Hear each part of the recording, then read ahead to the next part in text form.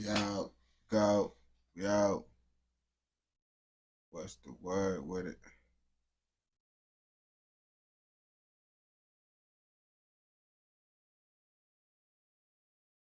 Yeah.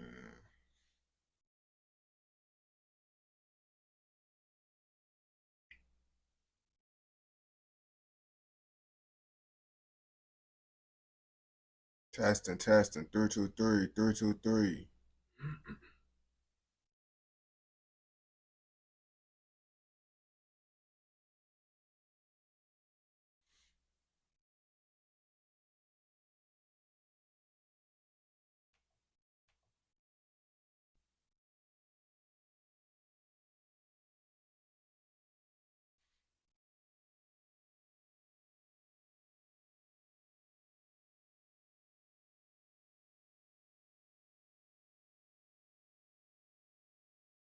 Yo, my brother General, what's the word with it?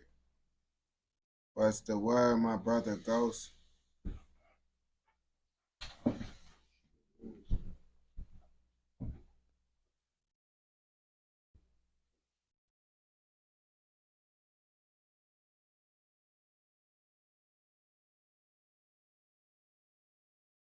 Shalom.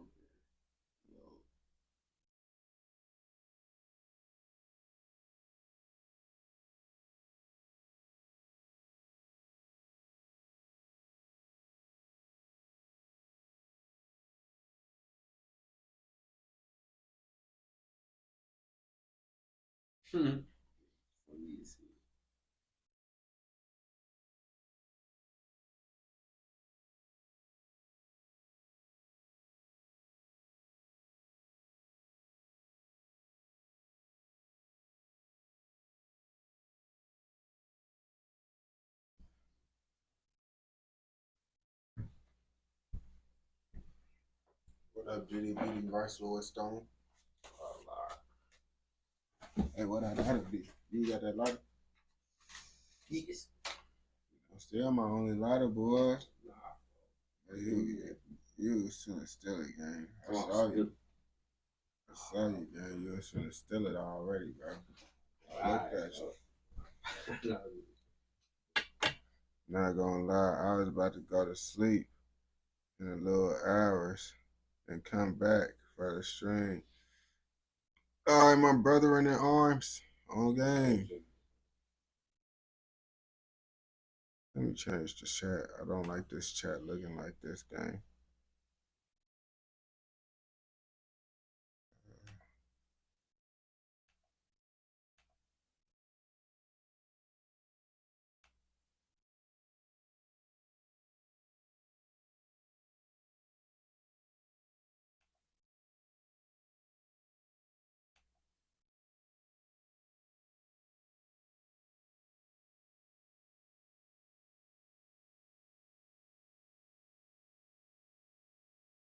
Yeah, gang. Okay, don't find them, guys.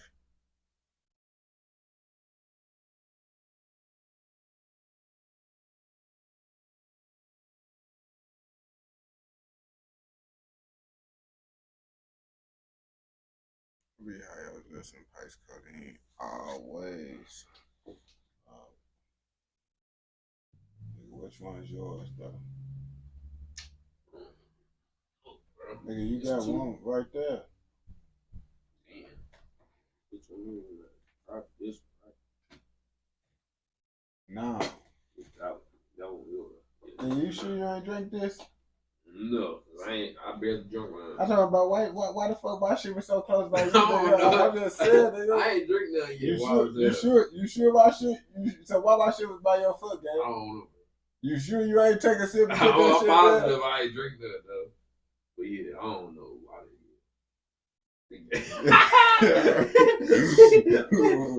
yeah. But no, I don't. You did it because I ain't touch your drink. You said it though. Right next to your nigga, your Irish. Nigga, so pop. You telling me I just sit a motherfucking drink by your foot, nigga? I don't know why you did that. Nigga, nah, bro. I look down my drink by your foot. Now I'm thinking like, nigga, you drunk that shit, bro. What the fuck you talking about, bro? Nah, bro. Alright, bro. Tripping. Alright, bro. I'm just making sure, bro. Shit, I'm doing decent and shit, bro. Doing decent, man. Shit, just being broke. You know, the usual. How we do You ain't drink my shit, gang? Yes, I'm positive. So you ain't sip nothing up in here? No, I ain't even drinking. I saw you sip something I that just looked went like and this. go grab my stuff. You saw me get up. You put yours Oh, right you just up. went to go grab that? Yeah. I just saw you drinking something that looked just like this. Nigga, this the first time I drank something in this room. Nigga, I saw you drinking something the same drink as mine. Nigga, that was enough. Alright, bro, I saw you drinking something that looked just like this. See, bro, I should got it. Different what's called, bro. Yeah, I agree. You said I'm doing a little billow. My boy Serge, what's the word with it, my brethren? On game.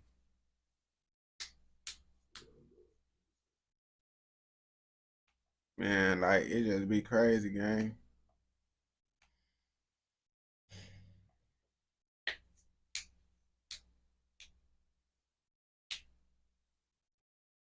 Yes, sir, bro. You already know, bro. Feeling like Batman.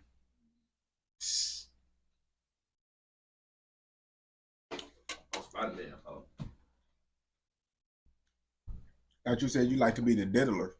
The who? The diddler. Wrong hand. No.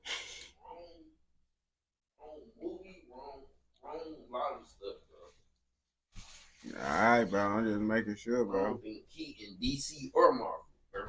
The diddler? Yeah, bro. I think the diddler is, gang. I don't think so, bro.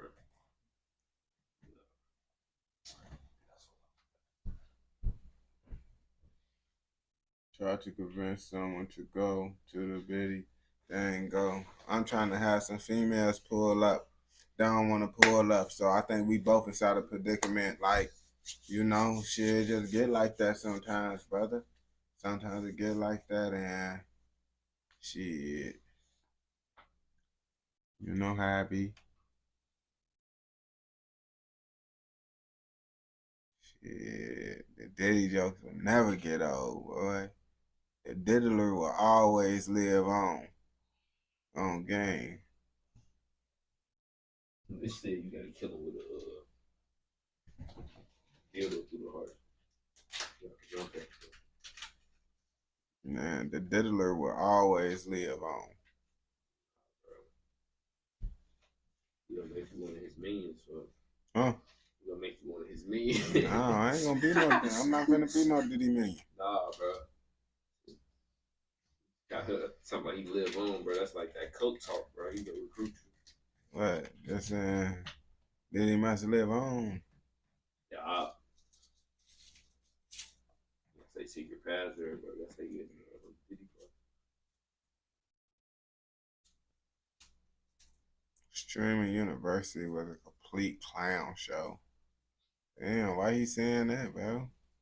That shit pretty fucked up to just say off the bat. Yeah. That Streaming University was a complete clown show.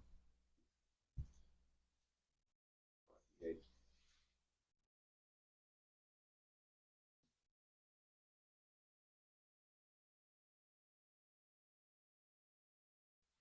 What? That Paul Forever, bro. That video, bro, was saying so much stuff. Y'all made me question if I even wanted to do y'all reactions, bro. That dude said the S-O word so many times. What is S-O? The people that like to touch on. Oh. Yeah, nah. Not YouTube. Yeah, bro said that word 30 times in the video. Back to it. That's why I be scared to do little creators, bro. Little creators, bro, they don't be understanding the game. So you will react to them, bro, and they out here seeing stuff they not supposed to be seeing, then they don't even understand. Like YouTube let you get away with it until they don't let you get away with it on game. And then niggas gonna be like, boy, what the fuck? I thought it was okay. Everybody think the shit is okay till it's not okay.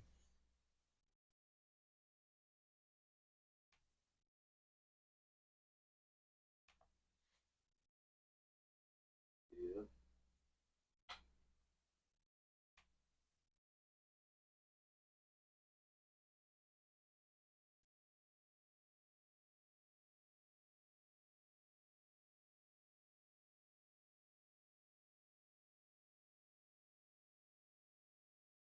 Let's see what the fuck I should.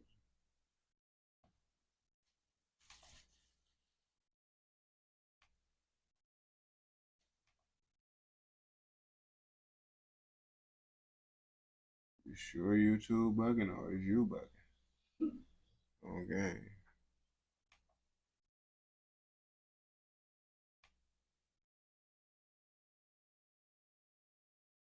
They ain't gonna bap to you. You might have to turn it down because I'm monitoring the live stream as we speak. Y'all don't even know. I look at it through a guest perspective, even though my name pop up as this. But yeah, I'm monitoring it, bro, on game just to see. And I'm also monitoring it on Twitch too. Little do they know it's monitored everywhere. That's that good Wi-Fi to have it monitored on three. You see, I got a monitor right here, got a monitor right here. I got monitors everywhere. What do you see? Mm.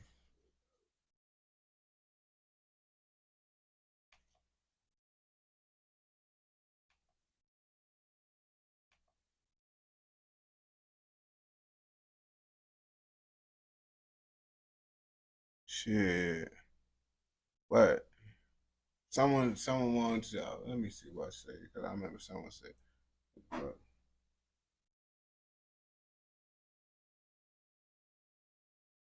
they want the kids to be safe. Oh, you talking about your comment? Oh yeah, I thought you said motherfucking YouTube glitching. I'm boy. What the fuck you mean, gang? What the fuck you talking about, buddy? On gang, sir, you tripping?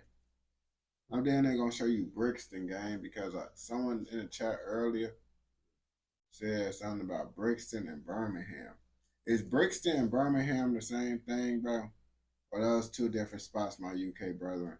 Please enlighten me on these topics on gang of UK tree. It's called UK tree. Okay. You gotta understand. No, it's Southwest London. What? So Brixton is Southwest London, nigga? Oh, Birmingham is a whole different city. Oh shit. So Birmingham is England. I thought London was England too, nigga. Oh no, he said a different city. Oh, all right. I I understand. I understand now, bro. So London don't got states. What nigga, what the fuck you mean London don't got states? Which is cities? Nigga, London is a city. Oh, I'm tweaking. Never mind. Yeah, I'm tweaking.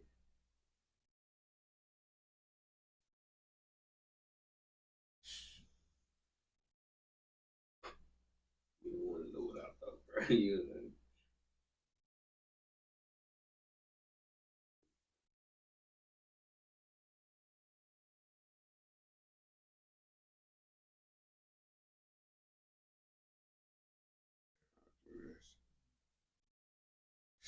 We're gonna show you Brixton, bro. We're gonna show you motherfucking Cyrac versus 150. Cyrac. Yeah, bro. That's why I want to give it to you because it's Cyrac. Cyrac. Cyrac. Get it right, gang. With the likes of 6, 7, and 1. Don't get it twisted either, bro. You come through Cyrac, you will get shinged or chained. Ching. Ching. And they not close to the Chinese, are they? No, but you will. They nowhere near Chinese. They not Chinese, but they will ching you. They ain't gonna back to you, bro. So somebody say they go ching you. Someone said they ching you, bro. You better run. Somebody you better run. You better run. You hear a UK person say they finna ching you, it's not good, bro. That means inevitable death. That's inevitable Yeah, bro, that shit like that, like motherfucking like that's like a super move in the UK, gang. They hit the ultimate. Yeah, that's like an ultimate. Right? Like if you hear them say ching ching on game, over with, bro. They hit a cussing. On game, bro. Real deal get wild out there, bro. What you know about Chirac? Chirac? No, Cyrac. Cyrac. Yeah. Where you think that's at? They sound like they got some good noodles or something. Good noodles? Yeah. You think they're Chinese? Mm-hmm. Bro, what you say? Bro, what? They probably got some Chinese stuff over there, though. Bro. But is that Japanese? So why does Cyrac make you think about noodles? That's why I try to figure out what made you say like Cyrac got good noodles. Gut feeling. Nah, bro. You see, that's what I'm saying. You tripping. So what about 150? Who's 150? That's in Cyrac? No, Cyrac and 150 beefing. Oh, they beefing. They got beef. They dangerous. Like these, like they said, like these the most dangerous hoods in London. How many people do 150 get? They got like 150 people. Bro, I don't even know, bro. I'm just finna show you the most dangerous hoods, bro. Now, recently on this channel, I have been discussing UK drill beefs around South London. This mostly due to South London having some of the most dangerous gangs in and around London, with the likes of 6, 7, and 150 having notorious beef. LTH and 150 Dream Team, man. You already know how they coming, man. Real deal. TH also having a deadly beef, which is another rivalry I made a video on. And recently, Cyrac and 150, which hasn't really been talked about. However, the beef between these two street gangs has become very violent in recent years, resulting in multiple people being stabbed and shot, and over 3 people being killed, all within a year. Now, this gang beef is based in South London, particularly the London borough of Lambeth, which has even been ranked within the top 10 most dangerous boroughs within London. London just look weird in that map. You said London look weird? In that map. That was the whole of London. The whole London? The London borough of Lambeth. I mean, not the whole London, the whole UK. Yeah, I think this the whole UK gang. I thought it looked different. Nah, I think that's like cut in half. You got a river going through it?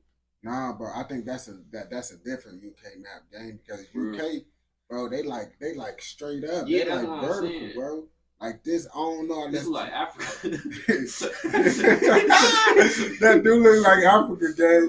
Bro, I ain't gonna bow to you. I think that might be Africa, bro. They talking Cyrac. They ain't gonna. Nah, that might be Africa, gang. Which has even been ranked within the top 10 most dangerous boroughs within London. Lambeth's crime rate is around 132 crimes per 1,000 people, which is surprisingly high considering the population of Lambeth is around 328,000. Lambeth is also home to over 10 gangs that often fight over territory and drugs around. I ain't gonna bab to you, gang. You see? Boy, they gang infested. Yeah, you never know. That's why I had to show you out south. Because the south side, the South London is the most dangerous part of London. The whole London. This is the south side. This is just South London, gang. This is just South London. This is the most dangerous part of London. Like, real deal, gang. He ran out of color, so he just started using black. He just started, bro, I ain't gonna bet you. Out of all the parts of the UK, bro, London got the most gangs, bro. Like, London got the most gangs out of all their cities. Why London? Yeah, why London got the most gangs out of all this? I don't know, bro. I honestly don't know. I ain't gonna back to you. On the area, some of these gangs include 6-7, Harlem Spartans, LTH, and 410. Now, whoosh! You is babbing, bro. Where you from? Yo, wherever you from is not more dangerous than South London, gang. Stop this bapping, Roosh. What are you talking about, gang? Why are you, bro? Where are you from inside the UK, gang? Because I'm from Newham. East London, Newham. I ain't gonna cap to you. I'm from East London, but I'm from South Newham. I'll tell you where I'm from, gang. What you trying to do? I ain't gonna bap to you. 150 is a large street gang based around the Angeltown estate. However, they also have territory in the neighboring Loughborough estate. The 150 gang has also gone by GBG in recent years, which stands for Get Back Gang. The Angeltown area has seen many gangs on the estate, with decades of history and rivalry occurring in and around this area. Bro, so what you mean? I don't say every part of London is dangerous, bro. That's what you assume that I say, gang. I ain't gonna bap to you, bro. Real deal, bro. Every part of London is dangerous. I'm not lying. Now what, bro? Well, if every part of London is dangerous, I'm not bapping to you, bro. That's why we watching the whole video about them crashing out because London. Yeah, the ZKs. One of the first gangs based on the Angeltown estate would be referred to as 28s. The membership of this gang wasn't only based around the Angeltown estate, but instead the entirety of Lambeth, which included Brixton, Clapham, Tulse Hill, and Stock. Rather get hit with a ZK or ran over. Bro, I ain't gonna bap to you. You said, well, you rather get hit with a ZK or ran over? Yeah. I mean, it depends on how I get hit. Like, they go up. like, yeah. Cause it's like I don't want to get hit with no ZK, bro. But it's like you feel me? It depends. Like, is they just running me over while I'm laying on the ground, or they just you standing? All right, I get hit by a car. I ain't gonna bap to you. Rockwell. This gang was active during the late 1980s and early 1990s. However, in the mid-1990s, a new crew would be formed. This gang would be referred to as PDC, or Peel Dem Crew. The youths that made this gang would mostly rep the young generation of 28s before PDC was created. Now, around the early 2000s, the PDC gang would get close with other gangs in the area. They would also start to go by Gas, as they had become aligned with other gangs in the area, creating the Alliance Gas Gang. The gangs included OC from Myatt's Field, which has become known today as 410. Another gang was MZ, or Murder Zone, which has come to beef 150 and is well known nowadays as Sirac, which is the beef I'll be discussing today. In recent years, the original Gas Gang name would die out, with 150 being the new generation of youngers, with this set being a direct relation to Gas Gang, with them sharing the same rivals and affiliates as they did years prior. Popular members of 150 include M24, Styx, and M Darg. However, we can't talk about 150 without talking about their main opposition. Sirac is a small street gang based around the Moorlands estate and the Southwick house. This gang is based around the Somerleyton estate within Brixton, SW9. The Sirac gang also goes by Siru and Rack. This gang would be a younger generation to an older gang referred to as MZ, or Murder Zone. MZ was originally a part of the... Bro, so Z is pronounced Z because it say MZ and then they say MZ. Look at it, bro. Listen to how he say it. To an older gang referred to as MZ, or Murder Zone. MZ was a... MZ. Yeah, I don't know where they get the Z from. I guess the E, MZ. MZ. D silent. I think because I think they called it. I think it's called a ZK, not a ZK. A ZK. I think that's how they say Z's, bro. Oh, so they pronounce all Z words with like ed at the end. I think they add ed to all their Z's. Z.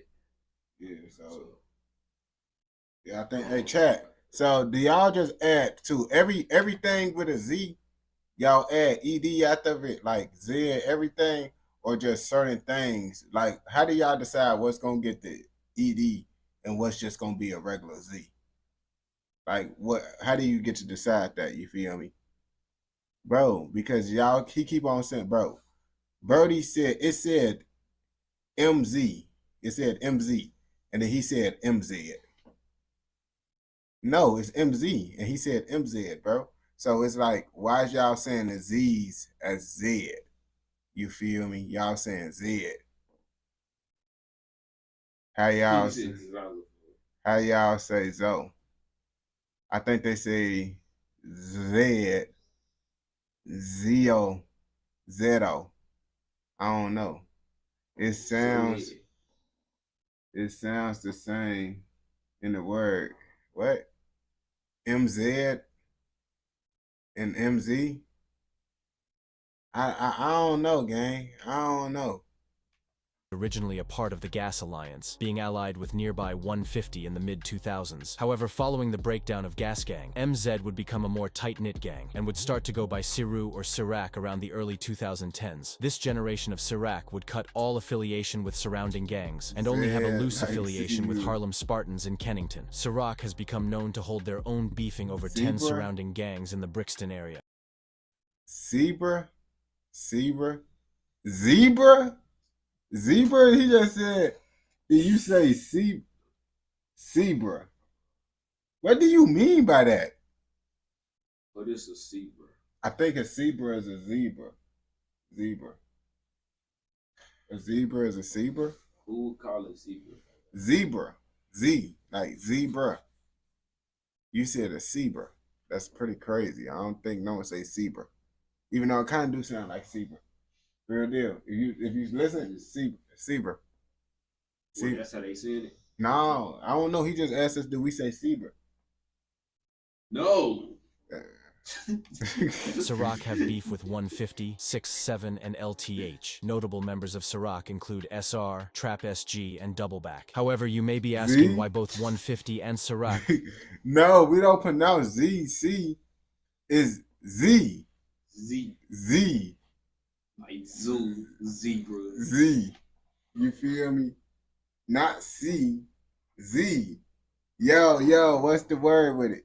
have a deadly rivalry with each other. Yeah. Now, during the times that Gas Gang was most prominent, MZ or Ciroc and 150 would actually be affiliated, with them sharing the same beef and being allied. However, it would be around 2011 that MZ would lose a prominent member, this being a member referred to as Josie. He would sadly pass away as a result of a car crash. This would affect Brixton gang members, as Josie was actually a loved member of MZ, with him even being close to popular 150 member Sneakbo. This death would affect Ciroc members especially, as Josie was actually very prominent around the Summerleton estate. Around 2 years after the death of Josie, members of Gas Gang and members of Siru would spot a group of rivals within a hospital. A fight would break out between the gangs, with this fight getting violent when knives would be produced. Police would arrive at the scene moments later and would arrest a member. Bro, that's a crazy sight, bro. You see a group of YNs just fighting, bro, and then they end up just up in knives. Yeah, like that escalated for sure. I ain't gonna bap to you, bro. What you would do if someone up a knife on you? It depends. Like, what type of situation is it? Like real, someone running up on you with that ZK. I'm gonna bull his it. So you think you gonna be You able gotta remain at an arm's reach, boy. You better. but the ZK like this big, gang. Depends how you swing there. He gonna try to hit something. He gonna either try to hit something up here. So You just gotta capitalize off him missing that first swing. bro, if someone comes, bro, like this, bro, what you gonna do if someone just swing the ZK like that, bro? Yeah, boy, you better try to grab that You up gonna grab something that's sharp? No, nigga, you gotta grab his arm, bro. Bro, You better he move gonna out hit the you way, like boy. this. Or you better, if he doing like this, how Bro, sharp is it though? Bro, How much tissue is it go? Cause you, bro, hold on, bro. it depends, bro. Now look, A bro. life or death situation, adrenaline gonna be pumping. Now look, this. Now imagine this. This my ZK right here, gang. This the ZK, bro. What you gonna do if I can't? Gonna take violence, Bro, if I come through with the ZK, what you gonna do? That bitch might cut through the Hey, that's what I'm saying, bro. Unless What you gonna have to. What you gonna do? You gonna cut yourself, gang? It depends. Now what if I come here like this? You see? Bro, you gotta. You see? You over with, gang. You over with. But it depends. I hit you bro. upside your head with the ZK. Bro, you hit that. Bro, you better dolph it down, bro. You better move out the way, bro. You see, it's different when someone got something inside their head, huh? It's different when someone got something inside their head. But in a real situation, In a real situation, something running up like this. Something running up like that. Okay, it depends, bro. I say fight. Out. You gotta fight. You gonna fight if someone just running Life up or like death this. I'ma still fight. What is running gonna do? You gonna run? I'ma run, get tired, and that. Bro, no, because you could try to outrun him. You ain't gonna I fight. ain't outrunning this nigga with a ZK. Bro, yes you can, bro. They finna hold me down. Alright, so you gonna try to fight someone swinging this, like this. Look. You better fight your ass. I'm just saying, gang. It depends, bro. Like, in a situation like this, where you sitting down. Nah, I'm just telling you, I'm running and swinging. I'm running and swinging the ZK. Well, you better Swinging. hospital shit, boy. That's what I'm saying, bro. It's different when you got It a ZK. depends, bro. And now it depends when I put the ZK down. But when I put the ZK up, do it. You feel me? That's what I'm saying. Now it don't depend no more again. When you see the ZK in your face. If you got this, bro, you would have to just, man, bro. That's what I'm saying, bro. Things be different when you put the ZK in your face, bro. That's what what I'm trying to tell you, You brother. would have to really, bro. You would really have to be thinking why you fighting, bro. Cause shit, they ain't trying to. You feel? I ain't gonna back you. I don't So think. you gotta use they feel against them. I don't That think point, bro. no one want to get unalived in the UK, though. So everyone's probably thinking like you, bro. They still end up getting bad stuff, gang. Ain't no one thinking, oh, yeah, I'm finna get unalived by this ZK. They trying to fight for their life just like you is. You better sacrifice an arm, a leg. Alright. PCO, what? Bro, think he can handle a ZK fight. I ain't say I can handle it, Sirac, but known as 5-Star. They would also arrest Sneakbo Hey, from they 150, gonna a have to gas fight gang, for who would this, go on to bro. allegedly snitch on the other Sirac members involved. 5-Star would go on to mock Sneakbo for snitching, with him even posting the court papers on Twitter saying, "At Sneakbo, why you doing this? I thought we were boys, but I guess you with the He said pigs, no one can stop SMH, you the fucking ZK. snitch." Following this Yeah. incident, I ain't gonna bap to you, bro. That's crazy, bro. So I'm gonna grab the blade and hope for the best. Yeah, that one is there. Bro, 150 it's would like- be created hailing from the original gas gang. Due to the split in Brixton, gangs had to choose who they would back in the beef, with a lot of nearby gangs backing 150 and beefing gangs like Sirac, resulting in Sirac basically being an EBK set, beefing nearly every gang in Brixton. The Sirac gang would also start... I don't think they EBK. It's like I feel like everybody EBK nowadays, bro. I feel like being EBK, they not actually EBK because I'm pretty sure they cool with other people too, bro. They just beef with lots of people, bro. You feel me? Everybody be saying EBK, bro. They still be cool people too, bro. On game. going by 727 around the mid-2010s, as 727 spelt on a trap phone actually spells out the word rack. Now, in August 2015, a member of Sirac known as Fox would be on the... Oh, so that's how they got racked. I thought they were just trying to be like the Lord Chicago. Oh, Lord. You know, because everybody want to be like Chicago, bro. Like, you know, like every state in America want to be Chicago. So ain't Chicago just based off Iraq? The original Iraq? So, Nah, bro. We ain't so based off. Nah, we like, Chicago. by correlation. No, we, bro. Whoever told you no? Why did you say Chicago? Why is Iraq? No, it's Why we gotta take Iraq? Why they combine the Iraq with something that? Because it's the rack. The rack. You know what that's called? What? You know what that's called? Iraq? Nah. They was riding that bike. What? Right, You talking about Iraq back? Nah, bro. Chicago was riding Iraq that bike. But we didn't give ourselves the name Chirac. Who gave them that? I think academics did. And who accepted it? They was in the city. I mean, have I ever said Chirac? When have I ever called Chicago Chirac? I don't do that. Yeah, you'd be bogus if you did. I don't do that. Yeah. But I'm just saying, bro, like, Chirac. You feel me? Don't you think they got it from Chicago? Or nah? When you heard Chirac, what you think? You thought Chicago, didn't you? Iraq and Chicago. Alright, I know you was thinking Chicago, gang. Lord, bro. lurk for ops. Armed with a knife, he would spot a group of 150 members at a house as Fox would be... Folks look like you. Don't even know. Folks look like you. Oh, bro, that's your brother, gang. That's your twin brother. Chat, don't he look like him, gang? Chat, don't he look like you? But you don't look like him, bro. Bro, you here with dreads. You literally here with dreads, bro. Nah, bro, the eyebrows, nose ain't matching, bro. I think the lips a little different, bro. Bro.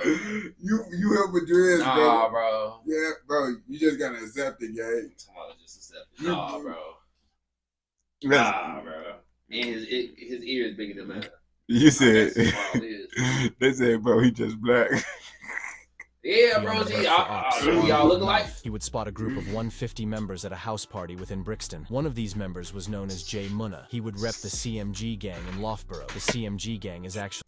No, that's how you can't say that, because you didn't look like him. That's why I tried to say you didn't look like the other dude, bro.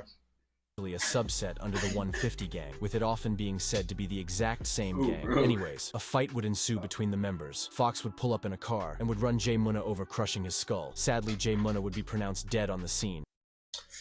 I probably want to get hit with the ZK then now. But it depends. It depends though. Because that's an instant KO. People be surviving with the ZK. So if you want to have a higher chance, I'll probably take the ZK on that one. That's brain trauma. You probably in a coma. Bro, if someone if you run over your head, bro, he said crushed your head, bro. If your head get crushed, bro, your skull get you crushed, not being alive, bro. You not being alive if your head get crushed, man. Yeah. Even if your heart alive. Your heart your brain gonna be crushed. It's not gonna. Your heart ain't gonna beat. Your heart ain't gonna. Your brain ain't gonna tell your heart to beat, bro. Yeah. On gang, it's gonna be over with, gang. Like that's what I'm saying. The UK, they'll do you dirty out there, bro. Yeah, that's great. They different out there. So you really did. Yes, bro. It's like you did, but you ain't. No, you are. You are. But what if the heart still was beating? Bro, the heart could be beating for you. You probably just ain't died, right? Bro, what does it mean? But is that considered dead? Bro, when your heart stopped beating, that's when you dead.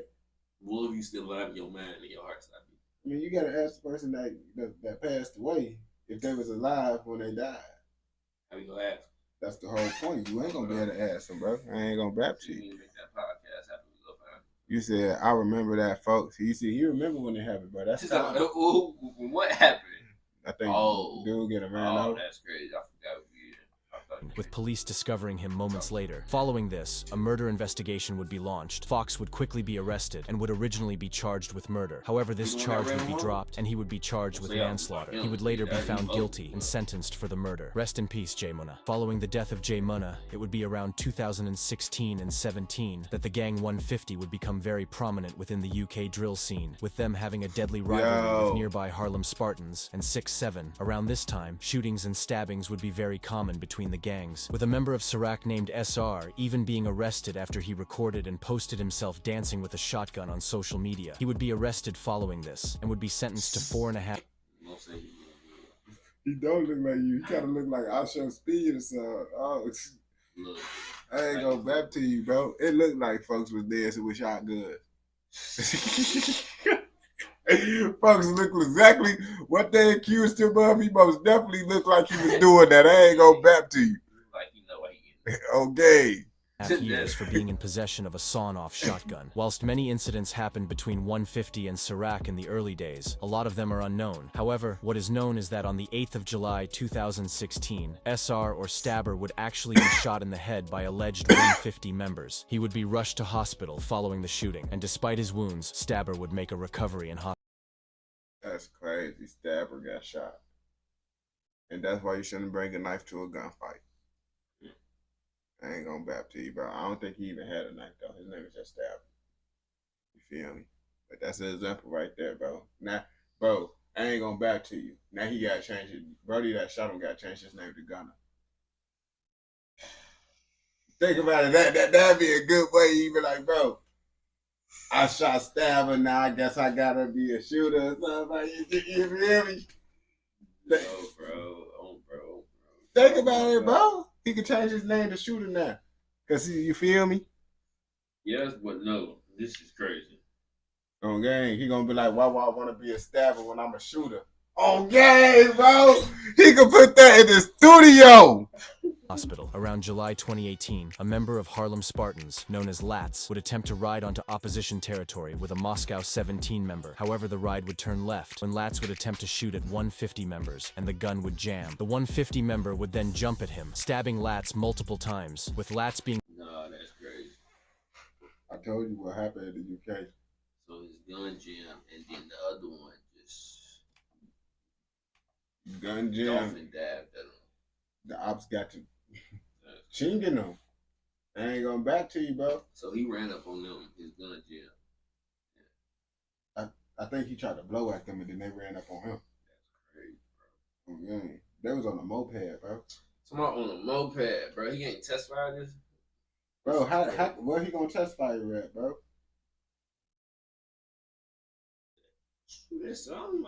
I mean, I ain't gonna back you, but you gotta think about it, gang. They do be using like weapons from like World War II and stuff, bro.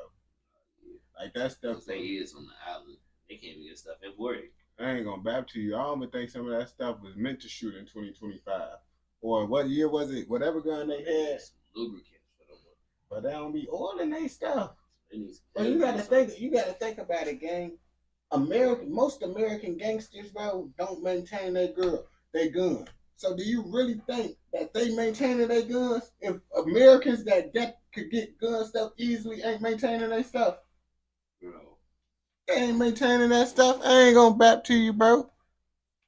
and pushed off the back of the moped following the stabbing. Latz would sadly be pronounced dead moments later, with a murder investigation being launched. This saw the... But I'm trying to figure out, though, if he was on the moped, like, well, he stabbed him while he was on the moped. He was just hanging up to the moped. I don't know.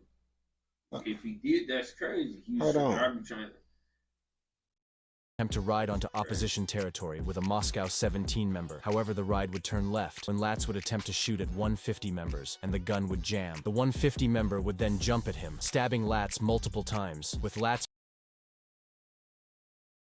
I guess they did ride up on him and bro just jumped at him with the blade, bro. But I'm trying to figure out, like, I ain't gonna back to you. Someone stabbed me, I'm probably gonna fall off the moped, bro. Like, he had the death grip on him. He like, on game, bro. It ain't no way I would have fell off. It's being pushed off the back of the moped following the stabbing. Latz would sadly be pronounced dead. And the thing is, his friend ended up pushing him off the back of the moped. That's crazy. But you gotta think about it, though. You slowing the moped down? Nah, bro, it's not been about him slowing the moped down, gang. Now imagine, bro, he before he even did it, he told the people to send the ambulance, bro. He just ain't drop him off. He said something like, get an ambulance or something. I seen like a little clip. But you gotta think about it, bro. If folks floating the moped, bro, and bro's bleeding out, bro, eventually if he just now he fall off at 120 miles an hour off a moped. A moped go 120 miles per hour? What type of moped they got on the UK? I ain't gonna back to you, bro. I mean, someone in the chat talking about a moped is basically like a motorcycle in the UK. And I'll be like, bro, y'all be riding a little beep beep. I mean, they said it go fast, gang. Now, did I see a moped go fast? No, I didn't. You feel me? So they could be lying to me. But they know more about mopeds than us. They ride them a lot. I ain't gonna back to you.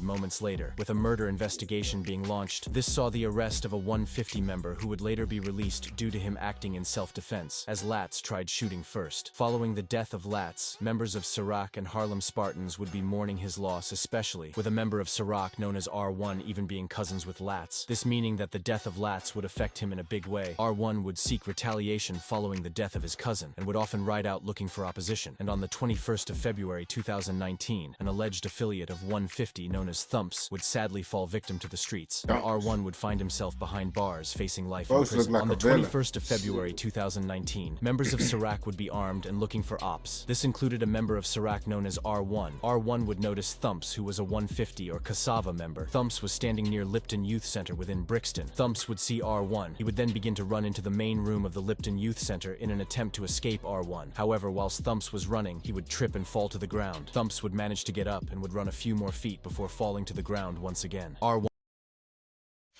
Bro, how you manage to get up and then you fall down once again, bro? Like that's like a scared Caucasian inside a scary movie. That's like basically what they be doing, bro. Cause I know me, bro. Every time I've been inside a situation where I had to run, bro, I never fail. That just gets pumping, boy. I hop a gate, bro. I land on the gate 1 foot, bounce off it with 1 foot, boy. Oh, bro, I hit the Jordan pose, boy. That what you be telling the females, bro? You be telling the females that? I know the stories that, but you talking about you, okay. Like, yeah, so you hit right now. One would catch up and would stab Thumps multiple times in the thigh. Following this attack, R1 would flee the scene with police. You know why he stabbed him multiple times in the thigh? No. Bro, that's why I say you not built for these UK streets for real, bro. Why would he stab him in the thigh? Huh? Why he stabbed him in the thigh? Only the thigh? Only the thigh. That's weird. Bro, it's not weird, bro. That's weird. No, it's not, that's bro. Tenderizing the meat, bro. No, bro. It's because, bro, I found out, bro. You trying to paralyze him? Nah, bro. The arteries, bro. They know where your arteries at, bro. Why you gonna easily just...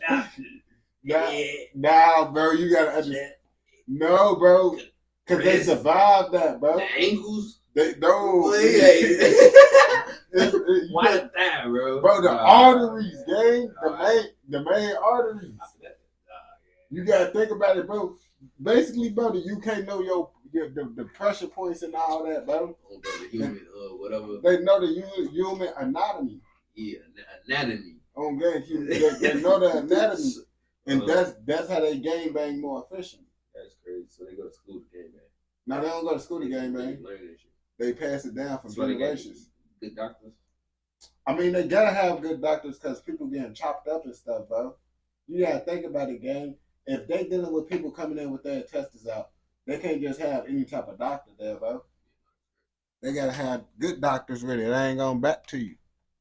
Police and paramedics arriving moments later. However, despite the attempts of medical professionals, Thumps would sadly be pronounced dead moments later as a result of blood loss caused. You see, moments later, immediate blood loss. Stabbing him in the back. The main arteries. That's if you get hit in that, bro, you gonna bleed out. You gonna bleed out, gang. Yeah, but still, bro. Bro, I thought it was weird too, bro. Like, bro, stab me somewhere. Bro, I thought it was weird. Bro. Yeah, bro. Like, don't stab me in that, bro. Bro, you gotta understand, bro. You gotta, bro. It's not weird when you think about it, bro. They trying to really unalive they op. They trying to unalive they op. Hey, chat. Where your other arteries at? Because I think that's just the easiest artery to stab. I don't know, bro. Because that's like a common thing, bro. Like this ain't just one guy, bro. Like they slide on you and stab you on your thigh, bro. I don't want you to eat, bro. I know they eat all thighs, chicken. You see, they can hit you on the neck and all that, but you see all that stuff. Yeah, but that's harder to do, gang. How that's harder than that? Before they just weird, bro. Then, bro, why they don't just tie up the because most people gonna be like this. Bro, you could just. Most people gonna be like this. Who finna be like this? Oh no! Oh no! They trying to block their okay, both finna be out, and then also, gang, I feel like the chest. Better than people I would be. But the chest is more shit. That you gotta be more stronger to go through the chest too. You gotta be stronger to go through the chest and the neck. That stuff gonna be protected, and niggas go, please don't stab me. Jump up in there. You gotta think niggas ain't finna be moving their thighs like that, bro. Bro, you just gotta understand. I ain't gonna back to you, bro. Real deal. I thought it was weird too. But then after I heard like the third, fourth person get stabbed in their thigh, I'm like, dang, I guess it's just common reoccurrence in the UK, bro. So, let's say cutting off the toe was more efficient. Yeah, cut off your toe. Yeah, if it was more effective in the battlefield, bro. They assassins, bro. They got it, bro. I told you the UK different when it kind of like they real life. Like they more on some evil type of stuff. Like don't drink all their teas. Like we not evil like the UK, gang. Yeah, like still. Real deal. You gotta think about it. The UK been evil forever, gang. Real deal. Look at the history, bro. The UK over there still taking over countries till this day, and they telling, and then they got these countries talking like, "I'm from the UK, bro. You was from Ireland, gang. You was not UK." Someone be like, "I'm from Sweden. I'm from Scotland." You from Scotland, but then you say you from the UK. They got y'all, gang. They been was evil. They been was evil. I ain't gonna back to you. United Kingdom. So that it be multiple kingdoms. Bro, England gonna be called United. England made the United Kingdom. England is the UK. Bro. They just a part of what the UK tell them to be. Caused by the stab wounds to his thigh, with a murder investigation being launched following this. This investigation would see the arrest of R1, who repped the Serac gang. R1 would be charged with the murder and would be found guilty. He would be sentenced to life with a minimum of 18 years in prison. Rest in peace, Thumps. Following the death of Thumps, members of Serac would begin to get active within the UK drill scene. This included a young member known as SR, previously Stabber. SR would drop a UK drill anthem titled Brucky in 2020. This was dropped following his release from prison for the gun charge he caught in 2018. This song would gain a lot of attention and currently sits on around 5.2 million views. However, despite Serac starting to gain major attention, the beef was still continuing within the streets. It would be around this time that shootings and stabbings would become very common in the streets. An example of this would be when Serac members would shoot at 150 and 410 members, with it being alleged that the members would flee leaving each other. This incident is often referenced within Serac songs. Anyways, Serac and 150 would be very consistent within the UK drill scene. So did you think they had guns in the UK, bro? Be honest, bro. Did you be real, bro? Did you think they had guns? did you think there was actually game banging in the UK like this? Like, did you really think did you think they was getting like this? No. You, They be stabbing people. Whoa. what you think? What you thought was going? You thought the UK was kind of nice. Tea biscuits. I thought it was Paris. Paris. I thought Paris was in the UK. Paris. I mean, bro. Man, I mean, at Paris this in the UK? no, but at this point, bro, the UK is everywhere, bro. The UK is everywhere. I thought they was the French at first. Well, I was confused, but I thought the French was in the UK. No. I ain't gonna back to you. I did used to think that the French in Paris and all that stuff, bro, was inside the UK game. But that's them telling me all this stuff because I guess they gotta learn this. They gotta learn this, bro, because they go to different countries and stuff. We don't gotta go to different countries, so we don't be knowing about countries for real. But they gotta know about countries. They gotta go to different countries. Yeah, bro, that's what I'm saying. So they gotta know about like real deal, all this type of stuff. Whereas, bro, most Americans would probably pass away without leaving out the country. Real deal. They ain't gonna back to you, bro. They ain't really that's not normal for them out there. That's not a normal thing for them. They ain't gonna back to you. Scene in 2020 and 2021, with rappers like M24 blowing up after dropping his hit song We Don't Dance, which gained loads of attention in 2019 and 2020, with the song currently sitting on around 43 million views. Ciroc would also be gaining underground attention within the scene, with SR really putting on for the gang, dropping a song titled Ring in July 2020, with this song gaining around 1 million views, although it would be around 3 months later that SR would drop one of the biggest UK drill songs till date, this being Welcome to Brixton, which would peak 93rd in the official singles charts. This song would gain a massive amount of attention on TikTok, with the song sitting on around 74 million views and around 211. Bro, I ain't gonna catch you. TikTok in the 2020 era, bro, was something different. It was changing so many people's lives, bro. Like TikTok, bro, that era, bro, 2020 era of TikTok was legendary for rappers, TikTokers. Man, everybody feeling the effect of TikTok being goofy now, bro. Lots of these rappers, bro, if TikTok be gone, bro, boy, half of these rappers over with. Ice Spice already losing it just because TikTok ain't doing what it's doing. 11 million Spotify streams, gaining a new level of success. However, all of this attention on the Ciroc Collective and SR wouldn't change the fact that there was an active war going on in the streets of Brixton, and it would be around this same time that 3 Ciroc members would catch and stab a CMG 150 member multiple times. Emergency services would arrive at the scene of the stabbing, with the CMG member being taken to hospital and being released only days later. All of this violence between 150 and Ciroc would mean that anyone could become victim to the streets, and this would be proven in 2021 when a loved member of 150 would be shot and killed while standing with 2 girls, one being his sister. On the 13th of September 2021, alleged members of the Ciroc gang and alleged members of Harlem Spartans would travel around Brixton in search of rivals. They would spot a loved member of 150, known as Bally, who would be standing with 2 girls. The members would decamp the car and shoot multiple times toward Bally. The 2 girls he would be standing with would be hit by the oncoming bullets. Bally would also be hit. However, his wounds would prove to be deadly, as he would be pronounced. That's Bowie's game. Boy, I guess they blew him down and his sisters down. But I think the sisters might survive. If you seen the op, bro, with his sisters, I think both his sisters was grown from the age, from what I've seen. Would you blow down at your ops if you were his sisters? That was bogus. You want to do that, bro? Yeah, that is pretty messed up. I ain't gonna bap to you. But it depends, bro. What if the sisters is like talking that gangster stuff? Would you be okay with it? Like the sisters wasn't gang banging, but they was. Is they like it? I don't know. I ain't blowing them down. You ain't gonna blow them down, bro. It ain't gonna be me. Man, I'm Swiss cheese. That's crazy. I'm just messing around.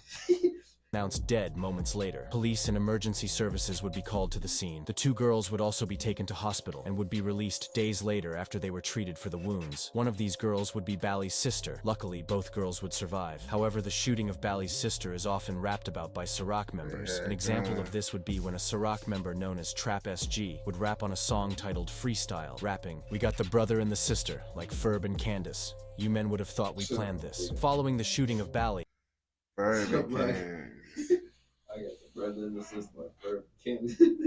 How come you didn't say Phineas and Candace? That's the other one there. Yeah, Phineas and Ferb.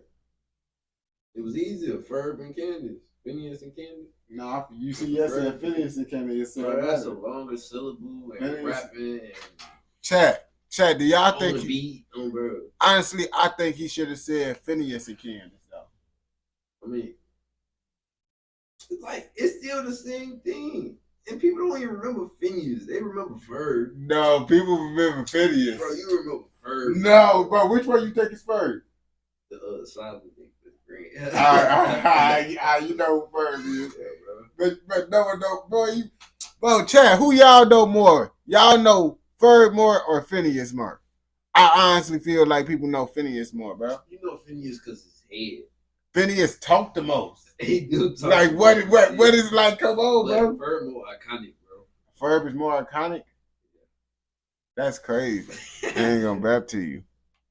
a murder investigation would be launched. This saw the arrests of prominent Harlem Spartans members and Ciroc members a day after the murder. However, these members would be released due to a lack of evidence, with the murder of Bally being unsolved till this day. Rest in peace, Bally. Now, following the death of Bally, members of 150 and Ciroc would continue to diss each other within the music scene, with other gangs getting involved in the war. An example of this was a gang from Tulse Hill known as LTH. LTH would get involved when members would ride out onto Ciroc territory and would shoot a Ciroc member in the head. This incident is often referenced in bars, with Ciroc members also starting to deny the incident, with Trap SG even dropping a song titled Freestyle, where he I ain't gonna back. They been hitting people inside the head inside this city, bro.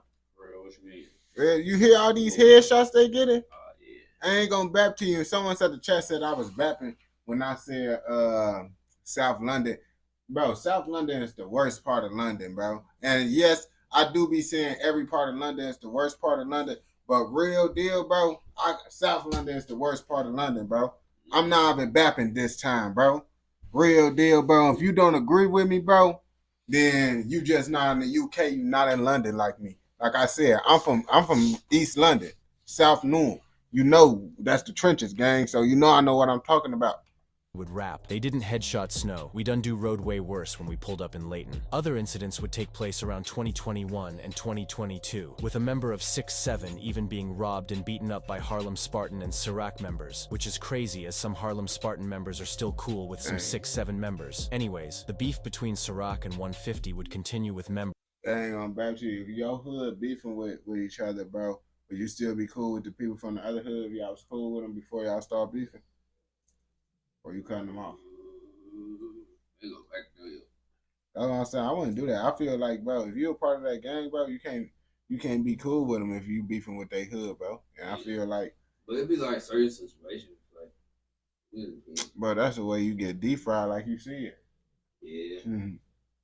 I ain't gonna bap to you, bro. You never know, like, what someone loyalty like. They hanging with the ops, bro.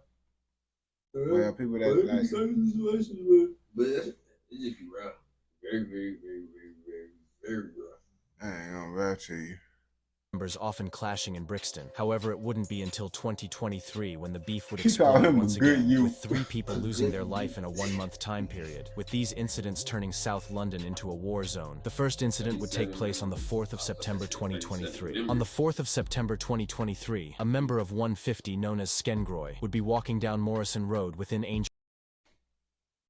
Skengroy. But what does that even sound like, bro? What is it? His name is Skengroy. Real deal, bro. Like, I'm trying to figure out how can you even create that name? Like, what make you even how can you even oh yeah, Skengroy. Like Skengroy. Like that's crazy. It's like a Pokemon. Pokemon, that do sound like a Pokemon. Skengroy or anime character or something. I ain't gonna bap to you. Angel Town. However, what Skengroy wasn't aware of was the fact that alleged Serac members would be lurking around Angel Town looking to catch any rival. The two alleged Serac members would spot Skengroy and would begin to chase him. Skengroy was chased down Morrison Road. However, despite the attempts Skengroy made to flee, he would be caught by the members and would be stabbed multiple times. Following this attack, the two attackers would flee, leaving Skengroy to die. Skengroy would make an attempt to get home. However, he would collapse only moments later in his mum and sister's arms. Skengroy would be pronounced dead on the scene moments later, with police and emergency services also arriving on the scene. Following the stabbing of Skengroy, a murder investigation would be launched. This investigation hasn't seen any arrests, with police even making a call to the public for any information, with them posting a CCTV video. Bro, they really be thinking someone gonna snitch, bro. Why would they snitch and then just mess up their life? I feel the only thing snitching would do is mess up your life if you're not involved. Like, real deal, bro. If someone catch a body right in front of your crib, bro, and you go tell that what you seen, bro, now they gonna smoke you in front of your crib. That's crazy. You feel me? That's why I be like, just mind your business, bro. They ain't smoking you. They smoking someone in front of your crib. They smoking someone around your crib. So just leave it be. You feel me? You over here get to, I seen it. Okay. I seen it. Okay, they gonna get on there with you. Showing the alleged attackers fleeing from the crime scene moments later, whilst many people speculate that Serac members killed Skengroy until someone has been charged for the murder and found guilty. I guess we will never know. Rest in peace, Skengroy. Following the death of Skengroy, people that repped 150 and allied gangs would begin to pay their respects to the fallen member on social media. However, people would also be dissing loads, with people even starting to tell M24 to get back for Skengroy, which is crazy. M24 would actually respond to these people, quoting his own lyrics, stating, "They hating on me or they're dissing? That not my slime? About I ain't try get back for my lil homie? They must have lost their mind." And it would be only days later that 150 would get their get. Well, you see the internet be trying to get these rappers to crash out. Talking about, you ain't get back for your homie. Like, knowing well in the comments, bro, boy, they'll smoke your homie right in front of you 9 times out of 10 and then say, do something, and you not gonna do nothing. But then you go tell someone to go get their get back. That'd be crazy. The people that be telling people to go get back is the ones that will probably never go get no get back, gang. Probably that's the last thing they gonna do. If something happens, I'm not gonna back to you, gang. They probably gonna make a couple posts talking about they took a real one. T-shirt. Okay, make a t-shirt. Posters. Might change profile. That'd be crazy because those gonna be the main ones that gonna be telling them it's not really, bro. Those the type of ones, but the ones that ain't doing nothing are gonna be the main ones saying, "Yeah, go get that get back, go get that get back on gang." Like 6ix9ine, 6ix9ine not put it in no work. Folks steady saying slide for behind, slide for behind. Yeah. Like no, 6ix9ine, you out here snitching, you ain't sliding on nobody, but you the main one trying to tell someone to go slide. That's charged when they get whooped. I ain't gonna back. That's how that be though. Get back, resulting in another member involved in the beef losing their life. On the 3rd of October 2023, under a month after the death of Skengroy, an alleged affiliate of Serac known as KK or Smalls would be standing on Cold Harbor Lane within Brixton at around 5 p.m. Alleged 150 members would pull up and would start to attack KK. The attackers would stab KK multiple times in front of shoppers. The attackers would flee following this stabbing, leaving KK to die on the scene. Paramedics would arrive on the scene and would attempt to save KK. However, despite their best attempts, he would sadly be pronounced dead only moments later. Rest in peace, KK or Smalls. Following the death of KK, members of Serac would actually go quiet for a few days, with nothing being posted by any members. However, around 5 days following the death of KK, a member of Serac known as Trap SG and another named Dottie would actually start to grieve the loss of KK on social media. The Serac members would also start claiming that KK wasn't a Serac member, but was affiliated, with Trap SG posting a photo at KK's memorial with the caption, "Bro coulda chose this life, but chose not. Rest easy, my boy." Whilst Well, why would he say that as his last caption? He talking about bro could have chose. He could have chose this life, but he chose not. Wait, what? Bro could have chose this life, but chose not. What do you mean by bro could have chose this life, but he chose not? I don't know. It sounds both. That's what I'm saying, bro. He could have been alive, but he chose. Yeah, that's what I'm saying. Like, bro could have chose this life. Could have chose what? His life? Is he like, it would be best if he said, yeah, bro could have chose my life. Nah, but he chose this. Rest easy, my boy. What does he mean by this? Yeah, I don't know. I don't know what he mean by that, gang. I ain't gonna rap to you, bro. Chat, y'all understand what he's saying right now? He's saying, yeah, that's sentimental capture. He wasn't involved. That's why he said that he wasn't. Uh,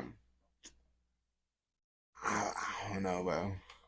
It's not known if KK was actually involved with the Sirac gang. What is known is that KK would often be seen in group photos with the gang. It would also be around this time that a 16-year-old would be stabbed multiple times in Brixton. This was thought to have been an act of retaliation, with this just showing how dangerous the beef was getting between both of these sides. It would actually be 2 days after the death of KK that a member of 37, closely allied with 150, would be shot dead. However, this incident was thought to have been due to in-house beef within the 37 gang. 2 decent paramedics would arrive shortly after the attack and would attempt to save Reeks. However, despite their best attempts, Reeks would sadly be pronounced dead moments later, with a third murder investigation being launched following this. This investigation saw the arrests of 5 people who had a connection to the shooting. However, since these arrests were made, no one has actually been found guilty, with a trial being yet to take place. The motive for the shooting of Reeks was actually an internal dispute within the 37 gang, with it being alleged that Reeks had stolen cash and other things from fellow 37 members, who would seek revenge. The reason I included the death of Reeks within this video is the fact that Sirac members are often seen dissing him, just due to Reeks being affiliated with 150 members and beefing Sirac. Rest in peace, Reeks. All of these incidents between Sirac and 150 would result in surrounding gangs also getting involved in the beef. An example of this would be an LTH member known as G41, who upon getting released from prison would post on Snapchat writing, "Man come home to bear new packs. Skeng Roy,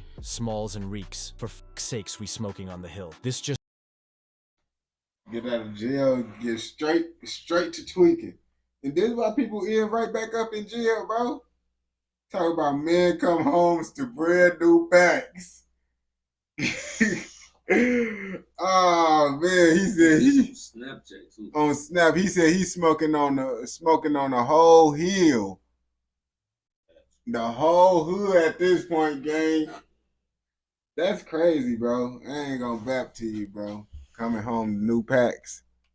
just shows how deadly the beef has become. However, since the death of Reeks, no other major incidents have occurred, with many shootings and stabbings occurring in the streets, but not really being reported in the news. If you learned anything from Yeah, dang, bro. Why the top gangster popping up on the screen, bro? The big on gang Central C, bro, the biggest gangster. But now you see what's going on in South London. You feel me? Like Central C still got more bodies, but you see they still be getting wild out there, gang. I ain't gonna back to you, real deal. Like I ain't gonna cap to you. You don't want to go to South London, brother. You don't want to go there, but you don't want to go to my hood over in East London either, cause it get treacherous over there, gang. Real deal. Like outsiders can't come over there. Bro, what's in London? I don't see nothing but stabbings. On gang, yeah, treacherous. No this land. Bro, we got the trenches, bro. Talking about the trenches. On gang. Chicken. Real deal, bro. Is this a Central C live? Man, the Central C statue gonna come in like 4 days, bro. We got the Central C statue coming, bro. We gonna give it away to the lucky UK people. Yo, what's the word with it? And we don't condone nothing in this educational, informational documentary.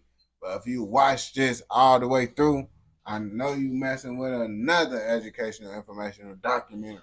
So don't forget to like, comment, subscribe, turn on post notifications, and don't forget to follow the Twitch. The Twitch will be in the description. It's also Everest. See you there on game. Yeah, chat, but now I'm just letting y'all know.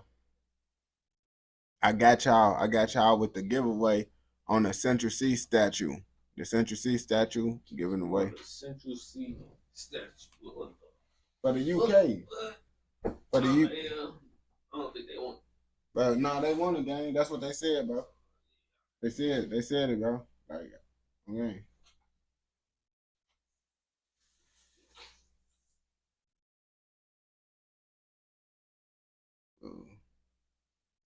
Oh, YG. I ain't gonna bap. I'm probably ain't gonna be able to do that on live. till Tales of Toronto or something do it on game. Cause just watching a random clip, that shit don't be censored and blocked out for the right shit. Hey boy, you took my lighter, gang. There we go. On your side, next to your papers, bro.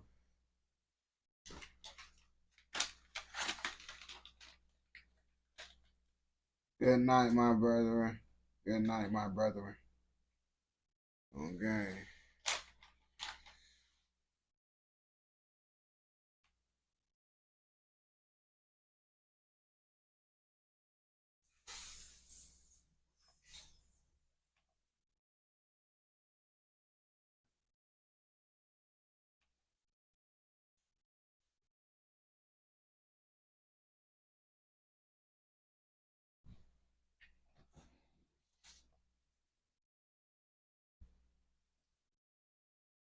I was trying to find some shit, but I can't really find no shit but that one motherfucking. Hey, Fina, you want to get the fuck out too?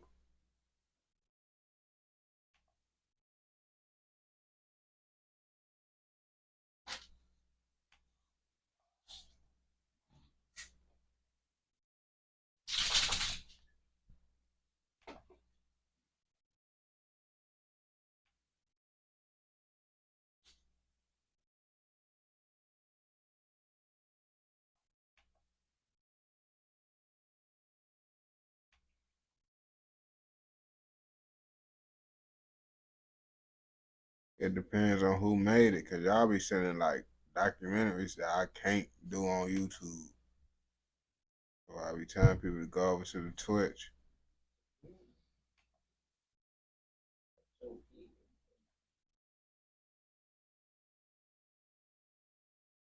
One hour of truth. 1 hour of gang combinations. Most brutal gang complications for the UK.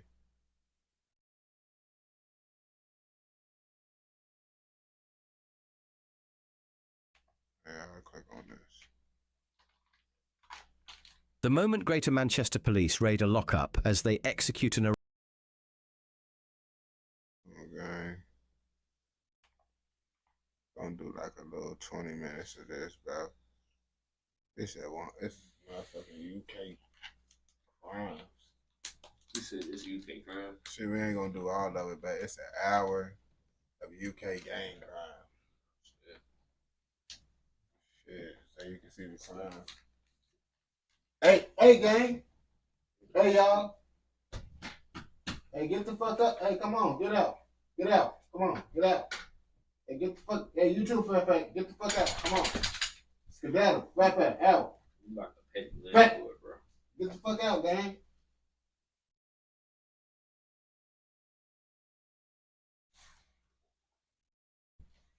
Stretching this.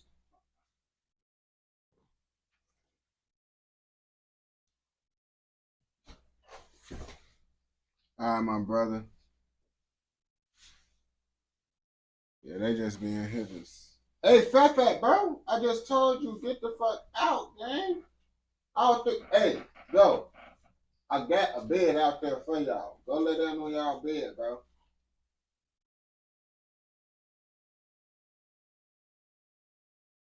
I want to go lay down on the bed, bro. They know what the fuck I be saying, bro. They just be bapping. What about the UK bank robbery? They got banks out there. That shit don't be going on. Nah, I can show you about the I think it's in that don't be going up for real. But I got some videos I can show you. I think it's the Audi crew. The Audi crew. If you want to see some stuff like that, I can show you like the Audi crew and shit. Hey, where the Audi crew at? On game. Where they at? On game. I know they in Europe, but I forgot. What? How old are you? Shit, I'm 35. I'm a good 33.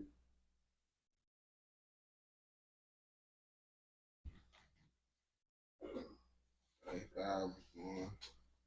On gang, I was born in 1973.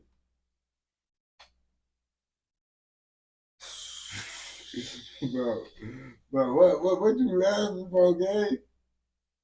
Don't worry, bro. It's just the dementia. That's what I'm saying, bro. Nah, I'm just fucking around with you, bro. I'm 23. I'm 23, bro. Okay. I wish I was 35, though. Yeah, alright, boy. Your ear is bugging. What you mean, gang? Bro, what, bro? The back pain, Bro, I see Duke said 30 is your prime. 30 is not your prime. That's what Unc told me, bro. I mean, maybe, bro. Unc said you ain't gonna be in your prime till you hit 30. You getting that grown man strength, but it's like, bro. The joints, man, I'm already knowing, bro. They said also it's 46. Real deal, bro. I ain't gonna. Unc told me, bro. He called him. He said that's them the crazy 30s. That's them crazy 30s. You feel me? The wild 20s, then you get into the crazy 30s. Then he called it the freaky 40s. Yup, bugging. Then the nasty 50s. Nasty 50s is crazy. What's happening there? Bro, I'm telling you what they said, bro. That's what we going on. Real deal. What? Did brother just say he non-binary? What does that mean? Like, he mean he not human? He don't use a binary trigger on the clock. He like switches. He likes switches. Okay.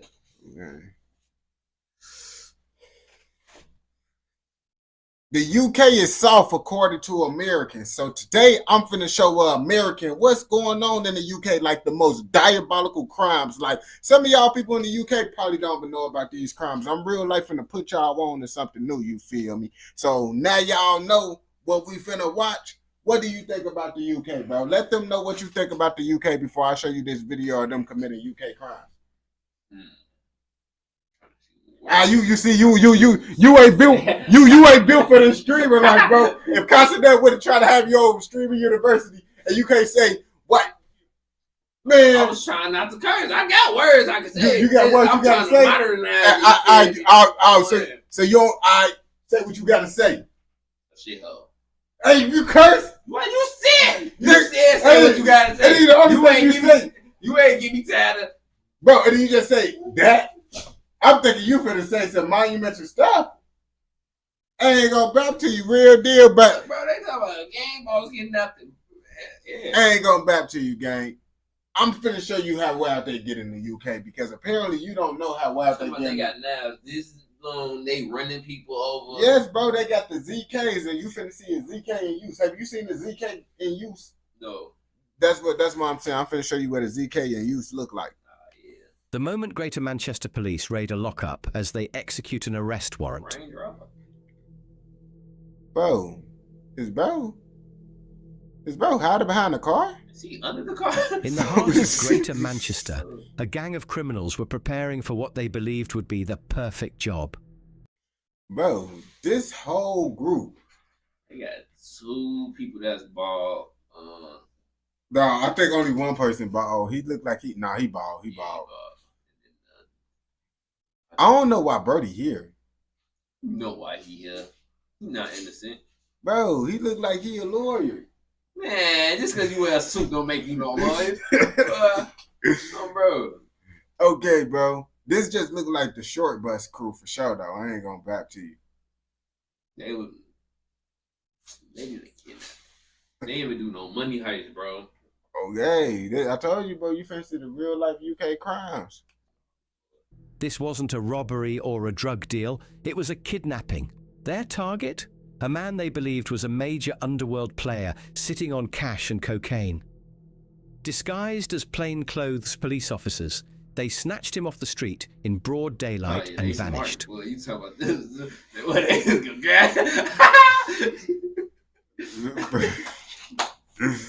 Bro, nah, bro. You wasn't expecting them to do that, bro? No. Cause I was just talking about that money heist stuff. This guy like that money heist. I ain't gonna back to you, gang. How can you let someone that's not the police arrest you though? They get the uniform. So you just let anyone in the uniform just pull you over, gang? See, he was compliant. He was willing to whatever doubt. I don't know. I ain't gonna lie. I feel like I could get the feeling if you not you feel me, like, bro. I'm not even trying to let the legal police arrest me, so I'm gonna let someone that's not even the police arrest me. That's just pretty crazy. They playing as the police. I know they playing as the police, but how you can't tell they playing the police? You know the difference. And you know the difference? Because, bro, you just gotta have a sixth sense, bro. Tomorrow, 6 cents. On game. What followed was a 13-hour ordeal involving tasers, blowtorches, and a £500,000 ransom demand. The plan was ruthless and professional until it... Bro, if you don't plan to unalive someone, I feel like it's no point in like kidnapping them, though. When that ransom money. But, dude, they gonna get snitched on, gang. Being. Most people they get, I don't think you be watching these kidnapping videos, gang. Lots of the times, bro, all them people from Canada to the UK, boy, they are kidnapping, bro. And as soon as they let them go, the police come knocking out their door. On gang, real deal. If you're not planning to unalive them, bro, after you get your ransom money, bro, you're gonna go to jail. You got to. That's crazy. On gang, if you don't unalive them after you get the ransom money, you're gonna go to jail. You think he not finna snitch on you, bro?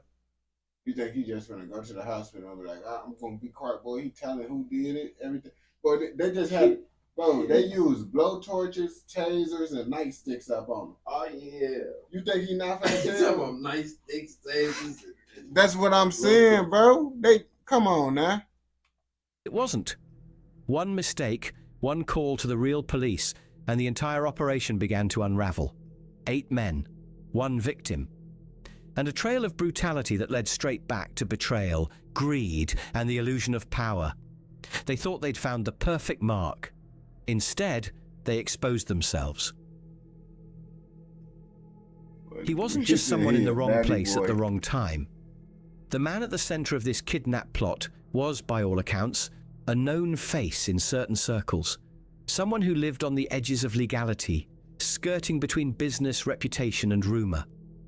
The gang didn't stumble across him by chance. He was selected and watched. They believed he had what they wanted: money, drugs, influence, and crucially, they believed he wouldn't dare go to the police.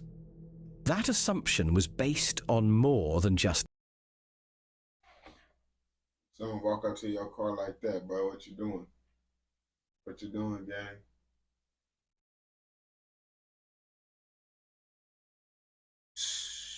What type of knife is that, boy? It's like his whole forearm, bro. Bro, is this considered a ZK? Ain't them the ones where you can stick your like your fingers through? It's like a brass knuckle a little bit. Bro, what? Look, they got holes up in it.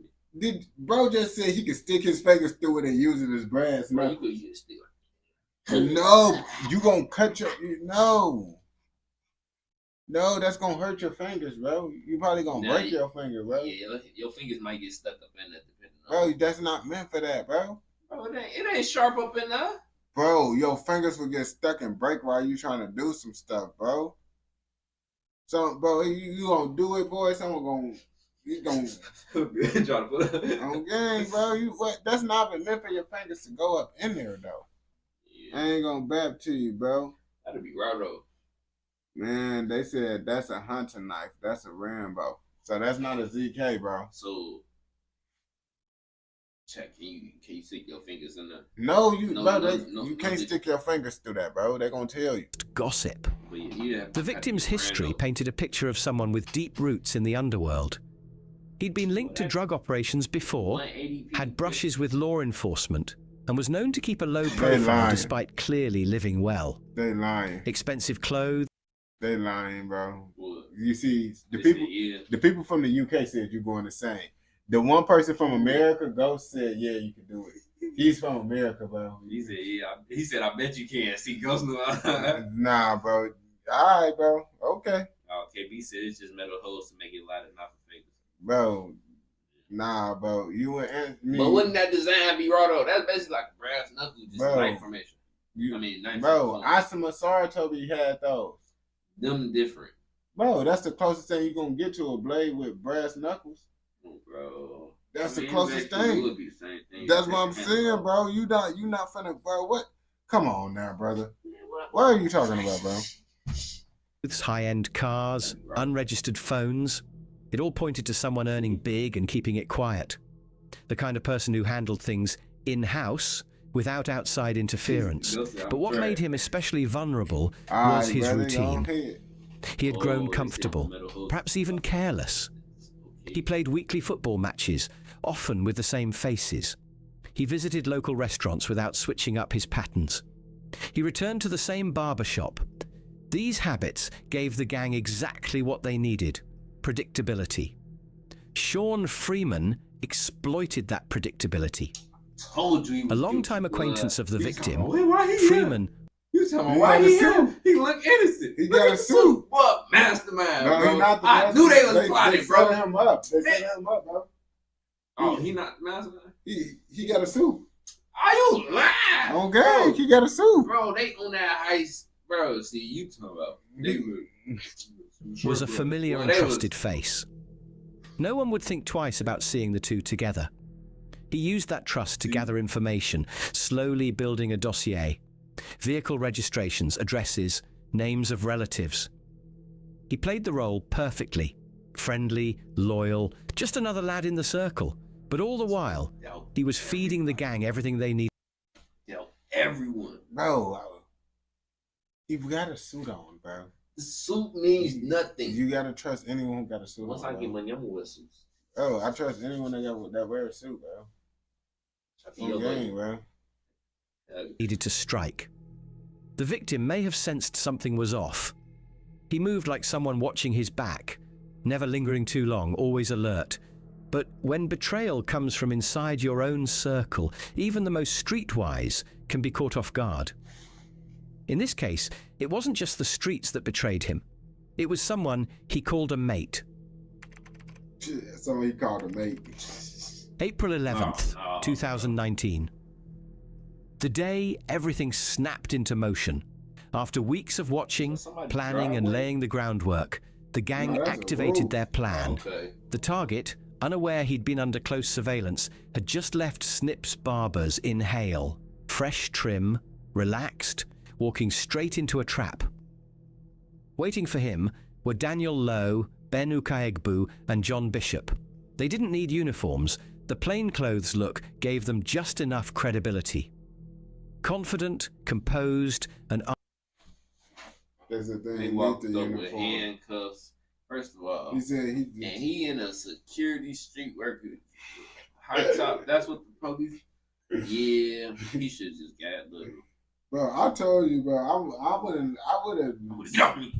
Bro, you gotta think about it. They just walked up to him and just saw him. He should just caught the whole scene right there. Boy, the real police would have came right there. Back.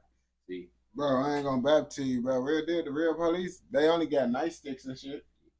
Yeah. And they bogus, bro. The police, and they got pepper spray, bro. Yeah, the police come to save you, bro. They gonna have nightsticks and pepper spray. Armed with fake authority, they told him he was being arrested on suspicion of Class A drug offences. He didn't argue. No shouting, no running. He'd been through arrests before, and this felt routine. Another stop, another case to deal with. They cuffed him and walked him over to a black Audi A6 parked nearby, its number plates cloned to avoid suspicion. I ain't gonna bap to you. You could have tell it was off, bro, because, bro, ain't no police just gonna have you walk all the way like this far back, boy. What police put him in? That's what they could walking all the way back to this car, bro. What? Well, police pulling up on you. Yeah, it would have been bro, another officer pulled up. I ain't gonna bap to you. Soon as he got down, bro, cars would start pulling up all that, bro. But first of all, when I seen all the other plainclothes police officers, when you see them chasing them, bro, they ramming into the back of the car. They trying to block them in. All types of stuff, bro. They ain't just finna have you walk. Nah, bro. Nah, for real. They ain't gonna bap to you. You gonna, boy. Ain't gonna. If I didn't see no police car, I'm running. Boy, who is y'all? Who is y'all? I ain't gonna bap to you, bro. To bystanders, it looked like a quiet, professional takedown, nothing dramatic. But what followed was anything but standard. Instead of heading to a police station, the Audi weaved through a series of back streets before coming to a halt in a quiet alley in Gorton. That's where the mask dropped, literally and figuratively. As the car stopped, Micah Wallfall was already in position. The moment the victim stepped out, he was grabbed, a hood was yanked over his head, and the cold metal of a gun, an imitation but close enough to be convincing, pressed into the side of his skull. There was no chance to protest, no time to process. Within seconds, he was bundled into a VW transporter parked nearby, and the Audi sped off. No sirens, no paperwork, just silence, confusion, and brute force. NPC said The van didn't have flashing lights or a custody cage. It had one purpose: transportation to a hidden site. But can you say Brody is goofy? Bro, who is goofy though? Because the people ain't getting this done to them. That person got that done to him. This is pretty goofy though. Someone getting, like, how you just let them arrest you, gang? I ain't gonna back to you, bro. Yeah, he got arrested. Like, real deal. I just don't understand, because most people running from the actual police. Literally, and you getting arrested by the fake police. That's diabolical, gang. Where the real ordeal would begin. Everything had been set up in advance. The vehicle was in place. The safe house was prepped. The route had been mapped and timed. The goal was to make it look seamless, to disorient him so quickly and completely that resistance felt pointless. And it worked. Within minutes, the victim had gone from casually leaving a barbershop to being a hostage in a van with no clue where he was being taken or what would come next. Wait. 13 hours. Inside the Gorton lockup, time stopped. The walls were bare, cold, industrial, nothing more than concrete and metal, echoing with every scream and demand. No windows, no natural light, no witnesses, just one man, bound and broken, surrounded by people who were convinced he was sitting on a gold mine. For the next 13 hours, his world collapsed. And that's why it's not good to flex, bro. Like, I'm not saying in his situation he was flexing, but you can most definitely be in that situation if you want to flex, dude. Because they just think Brody got motion, bro. Like, now he getting kidnapped, blow to it just because they think he got motion, gang. That's crazy. I ain't gonna back to you. That's why if you, first of all, bro, man, he got arrested by the fake police. Like, that, I don't even know how to, like, even, like, I don't know, gang. Probably, like, that is kind of, like, weird, though. Because you probably not even thinking about this could ever happen, bro. No, yeah. Like, real deal, we probably thinking about this. We thinking about this because we seen that happen, bro.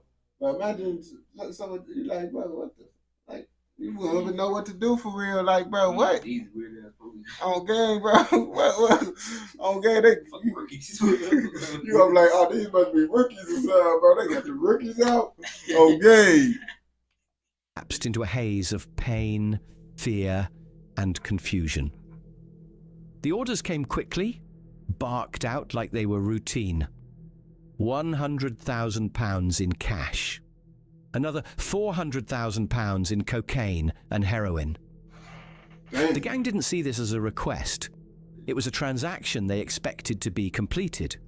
They were certain the victim had access to that kind of money.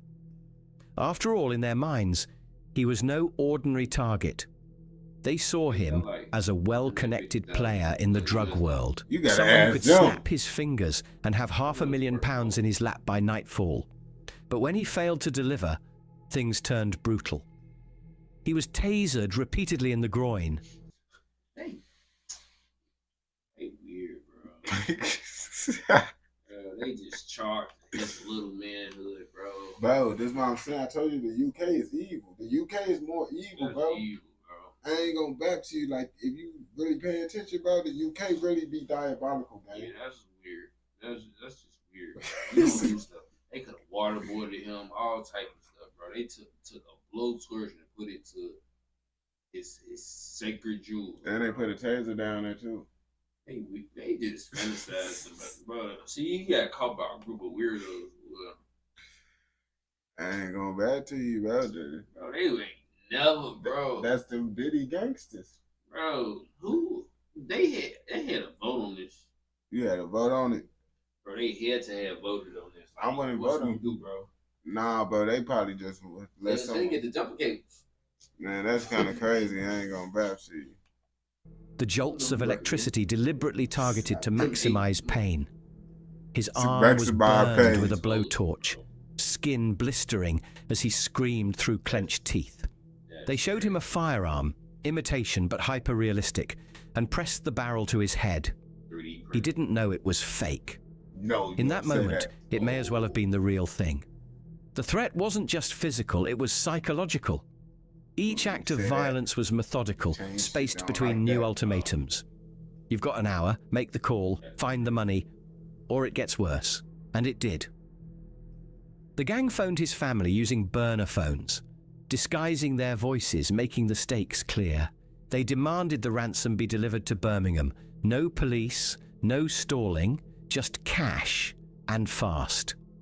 For the victims' loved ones, the call was like being dropped into a nightmare. They didn't know if it was a bluff, a scam, or something more sinister. What you gonna do, gang? What you gonna do, bro?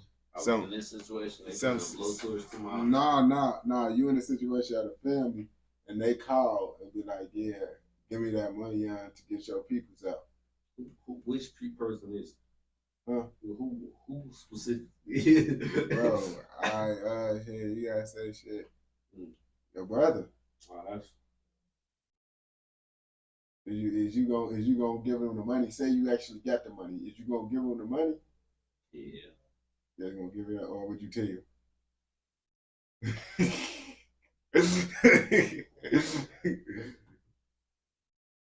All three. Give him the money. Yeah, I'm gonna kill him.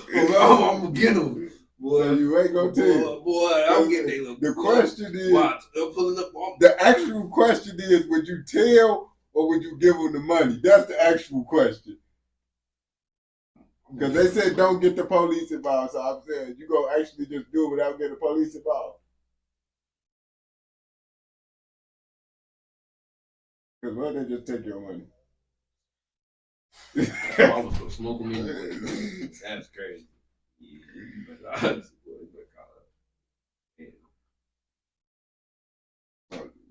That ain't snitching. You call the armed forces. That's I call the armed forces. That's so crazy, though, bro. I mean, I ain't gonna catch you. I honestly want to know what to do.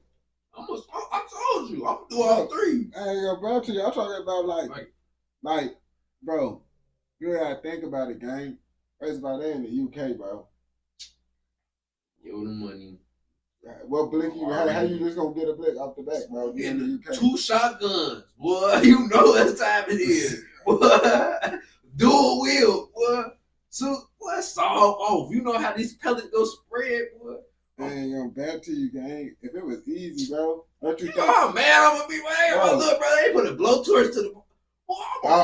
Without the doing all that, without the doing all hell, yo, spitty mouth ass. Spitty mouth ass. How the fuck you spit through my glasses, gang? What the fuck? That is spread wide, bro. Nigga, yeah, without them doing that freaky shit, bro. A nigga just tell you, we got your brother, give us the money, nigga. That's all. None of that. You see? They get, what if they don't, though? That's what I'm saying, bro. You gonna take the risk and get the police, or you gonna give them the money? What risk for me is he giving the police? They risk, though. The risk for you is, if you get the police involved, boy, they probably gonna come for you. How they gonna come for me? Oh, that's crazy. On gang, I ain't gonna bet to you. As long as I get my little brother back. I'm gonna smoke him regardless. But the fear in that call was unmistakable. That's wild. And instead of folding, they acted quietly, urgently. They called Greater Manchester Police.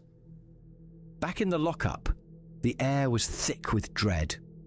The victim, bruised and semi-conscious, drifted in and out of lucidity. Every sound felt like a threat. The gang around him felt confident, almost relaxed. They believed they were in total control, Bogus, convinced bro. the victim's silence and the family's fear would buy them time. But what they hadn't accounted for was that help was already on the way. Dang. By the time Greater Manchester Police fully understood the scale of what they were dealing with, the victim had already endured hours of torture inside a locked, windowless unit in Gorton.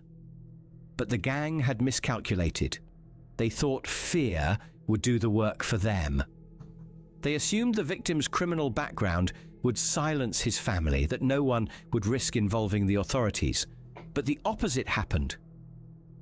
The second the ransom demand was made, alarm bells rang. The victim's relatives didn't hesitate. They went straight to the police. What happened?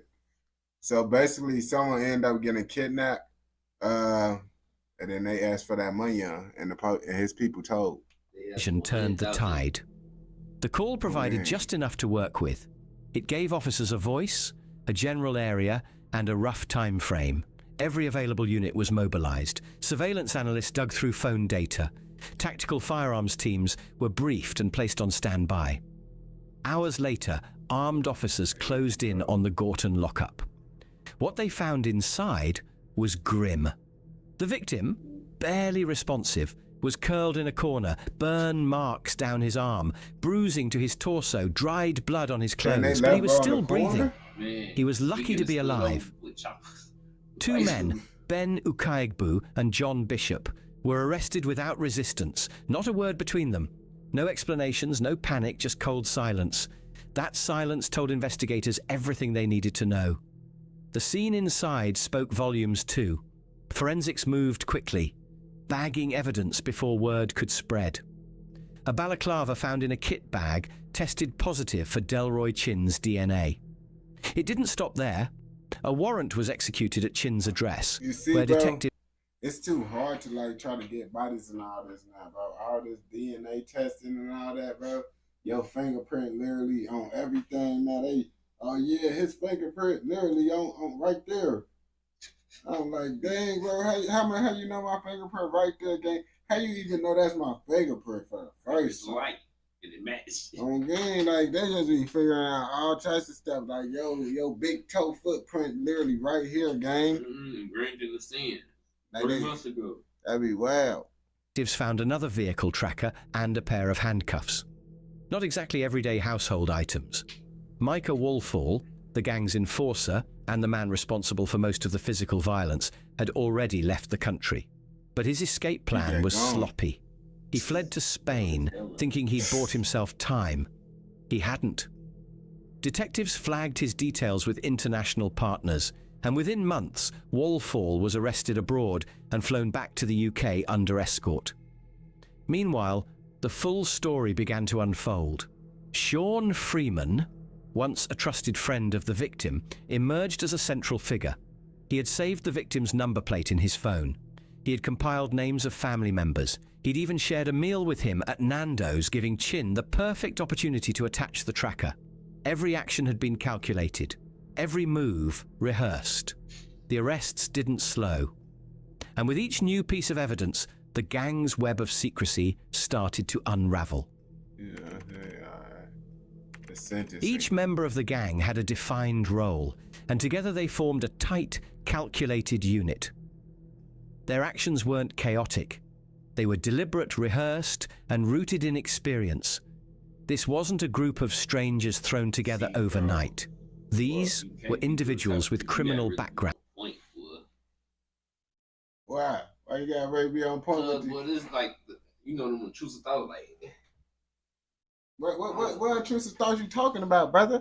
You know, You talking about... like, you know how people be talking like, yeah, I want to get a tracker on that cop. Boy, You talking about the tracker on UK? your cop, boy, you really have to search your cop. Yeah, your cop. You gotta check your hoodie out like, for this tracker on you. I ain't gonna back to you. I feel like that's just in Europe, bro. In Europe, bro, because in Netherlands they be using tracking devices and all that, bro. They really disciplined with this. I feel like the intrusive thought win when they start tasering people's balls, though. Yeah, for sure. I ain't gonna back to take you. out all they get creative in the wrong way. That's what I'm saying. They just evil. Shared motives, and a willingness to cross any line for money. They operated like a crew with a plan, not a mob chasing impulse. Each move had been thought out. Each task assigned. Bro, ain't Micah nobody Wallfall was the got no muscle. glass He wasn't just on. present, he was central to the violence. It was Wallfall Bro, who that delivered the was most the extreme NPC. parts of the assault. He used a taser to torture the victim, no one aimed a don't play blowtorch at his glass, arm, and held a realistic imitation firearm to his head. His job was to break the man mentally and physically, and he carried it out with disturbing precision. When police raided the lockup, Wallfall wasn't there. Bro, if he did so good, why is he locked up, bro? You keep on talking about how this an outstanding mission. They did so well, but I'm seeing they mug shots. Yeah, two people got caught on the scene. On game. So that's why I'm trying to figure out how is this so thought out and planned. It's just like the execution on game. He'd already fled the country, escaping to Spain in the days that followed, but it wasn't a clean getaway. He was tracked down, arrested abroad, and extradited. Oh, because he black. He would blend in and with local boy get. Hey boy, he touched down, get butt naked boy, he get Bro, like a he got bro, Africa is not like that no more, gang. He got a face of lion in open combat 1-on-1. Also, you see, his little African African crime is going on. Not crime. I'm just saying what he could have did. I ain't gonna bab to you. Could have had a little spill. He could have chopped his little lining up. Boy, they would never recognize him. Oh, gang. He could have them not my fingerprints. Oh, gang. You gonna teach the North? Yeah, you got it. Yeah, folks, African for real. As soon as they come arrest him, just throw a spin and start running. Well, oh, gang. He from the Tina Lulu tribe. Back to the UK to face justice. He received a sentence of 11 years and 3 months. Sean Freeman's role was less violent, but just as vital. He was the insider, the friendly face who turned. A trusted acquaintance of the victim, Bro, I mean, that's why you shouldn't be hanging around people, bro. You see, he got a suit on. That's why they trusted him, though. That's crazy, bro. Freeman used regular contact to gain intel. They played football together, met socially. It was Freeman who recorded number plates, gathered the names of family members, and quietly observed routines. Most importantly, he was the one who lured the victim to the Pars Wood Centre in Didsbury under the guise of a casual meal. That meeting gave Delroy Chin the window he needed to attach the tracker to the car. For his... He looked like he got two chins, one on top of his head and one... I ain't gonna lie to you, he do look like his name could be Delroy Chin. Like you can turn his head upside down and just still look the same. I ain't gonna bet you, he do look like he could be inside a cartoon for sure. I ain't gonna bet to you, Delroy Chin. His betrayal, Freeman was sentenced to 9 years. Delroy Chin was the technician. He handled the surveillance side of the operation, fitting the tracker, managing movement, and staying embedded in the logistics. His DNA was later found on a balaclava. Ain't this the vest that he got that they arrested him in, bro? They had like a security vest on. You talking about that video? Yeah. Yeah. Yeah, when they arrested dude. Yeah. Ooh, he bogus. I ain't gonna bet. I'm like, this looks like the same vest. I got a vest. On game, they must definitely put on the vest, bro, from the construction vest. Lava recovered from the lockup, and a search of his home uncovered more evidence, a second tracker and a set of handcuffs. Chin was handed 11 years behind bars. Hey. Supporting the core team were 5 more men, Nicky Barnes, Daniel Lowe, Michael E. Tuhu, John Bishop, and Ben Ukegbu, each convicted for conspiracy to kidnap and blackmail. Their sentences ranged from 7 to 12 years. Etuhu, once a football agent, was described as the facilitator, a man with the contacts and calmness to keep the operation running smoothly. He was sentenced to 10 years and 2 months. Yeah, bro, looking like a Lego. In the courtroom, the scale and planning behind the operation left little room for sympathy. Judge Hilary Manley didn't mince words. You see, this how all that judges look. Bro, what, boy? Her head don't even fit in that wig. Bro, everybody, like, you can't be a judge if you don't wear that. Bro, nah, bro. I'm not bapping this chat. Am I lying this time? They take this home with them? Yeah. They put it on the stand. They gotta wear this every time they come to work. Yeah, I know they be hot as hell. I ain't gonna bap to you, bro. And she actually, bro, it's crazy. You gotta look at the dudes up in it. That would really look bad, Well, they bro. need to let this go, boy. I don't know. I've been said this, bro. They need to let this go. I know that sheep hair or something, bro. What hell you think that is? Bro, I ain't gonna bap to you, bro. Boy, that's fake hair at this point, gang. That don't even look real, bro. Yeah, bro. That look like a Dollar Tree rug they got up on their head, bro. I ain't gonna bap to you, bro. That's the George Washington wig, bro. Yeah, bro. And then she got a beard on with a black cloak. Bro, that's not a beard, bro. Beard. Oh, you said a beard. I thought you said she got a beard. Oh. I was like, bro, how did she got a beard on, gang? I ain't gonna bap to you, bro. Yeah, they way out for that. And this is the person that have your life in their hands, bro. Then she got a butt crack on top of her head. Oh, gang. She described the plot as a sophisticated, well-prepared criminal enterprise, meticulously arranged, ruthlessly executed. The gang's coordination may have impressed on paper, but the cruelty at its heart revealed everything about their true intent. Each member played a part in a scheme driven by greed and power. They believed the victim wouldn't speak, that his background would keep him silent, but they misjudged both him and his family.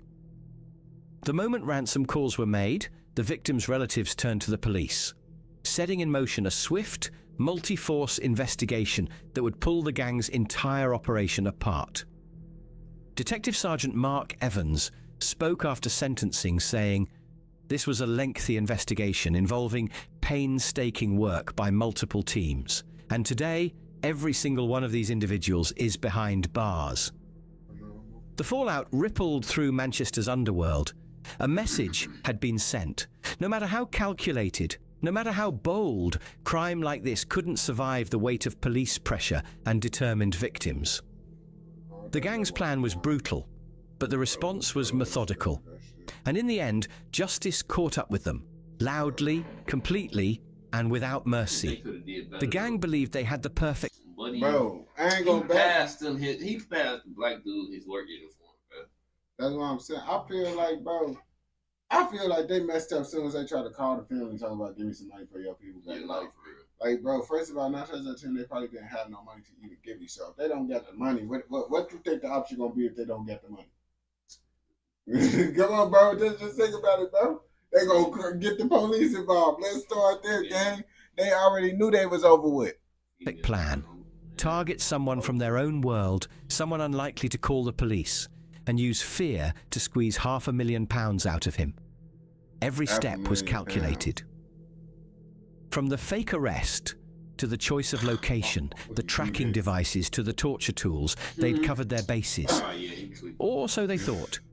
But greed has a way of blinding even the most strategic minds. They overlooked one crucial factor. Desperation cuts both ways. While they were busy terrorizing the victim, his family was already speaking to police. Every call, every demand, every movement was... Wow, they was doing, they thinking they getting that money, bro. The police, boy, that's why I tell you, 9 times out of 10, bro, as soon as you get someone involved, boy, they getting the police involved, bro.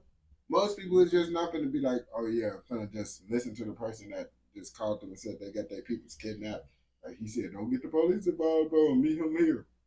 Boy, they probably gonna be scared to meet you, thinking you finna get them next, bro. They finna call the police. Was pulling the noose tighter around them. What followed was one of the most intense investigations Greater Manchester Police had faced in recent years. Arrests across cities, extraditions from abroad. Every name on the list ticked off until there was no one left standing.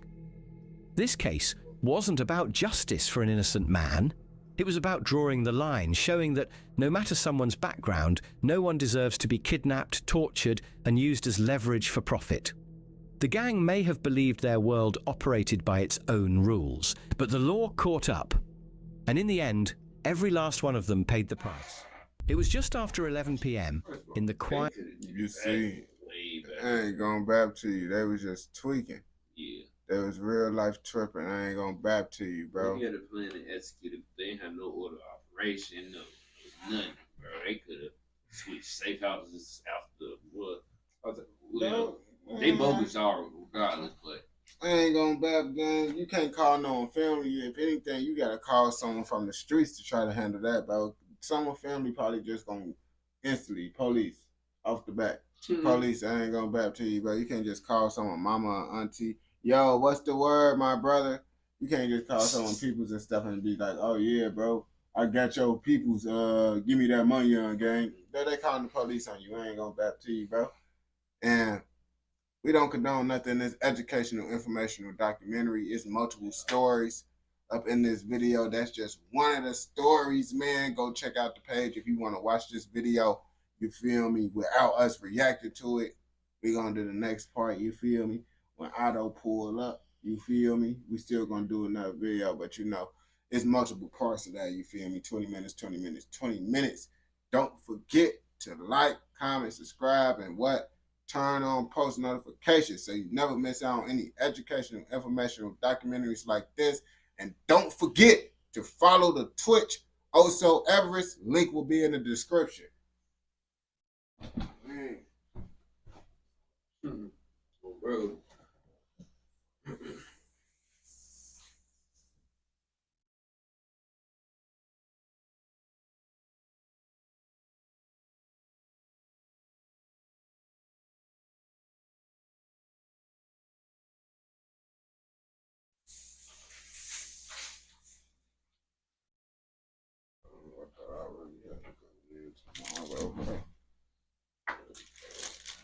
Even though I was gonna cancel that shit. Where am I from? I'm from Alaska. I'm just fucking with you. I'm from Chicago.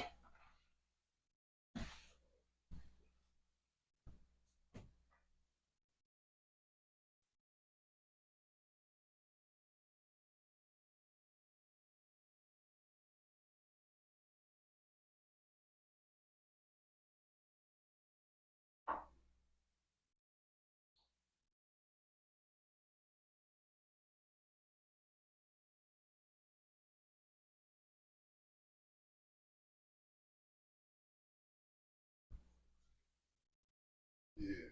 Are you in Florida with it? My boy Ghost. Ghost is not up in the chat right now, is he? You see, Ghost is not in the chat. But Ghost is from Florida. No, not really. Shit. We just be doing shit about different countries. Real deal, like the whole niche that we got going on, we just watch stuff around the world. But like gangbanging stuff.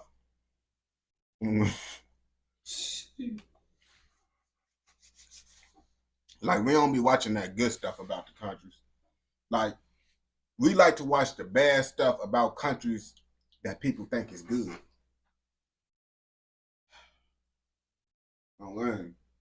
That's what we really like to do. Like if a country's super good, well, people think it's super good, we trying to find the bad parts of it and react to it. We like the bad of anything. Okay.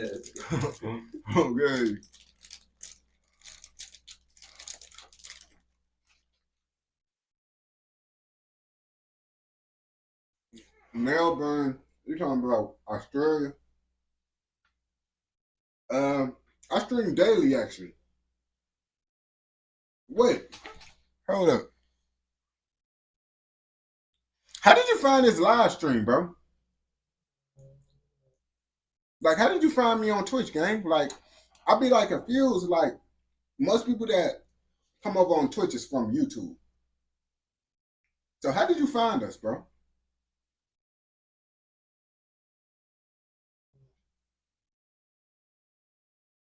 Appreciate it.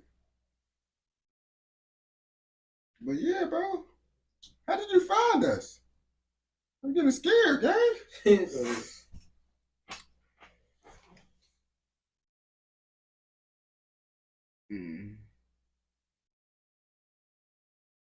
Spooky. What up, Spooky?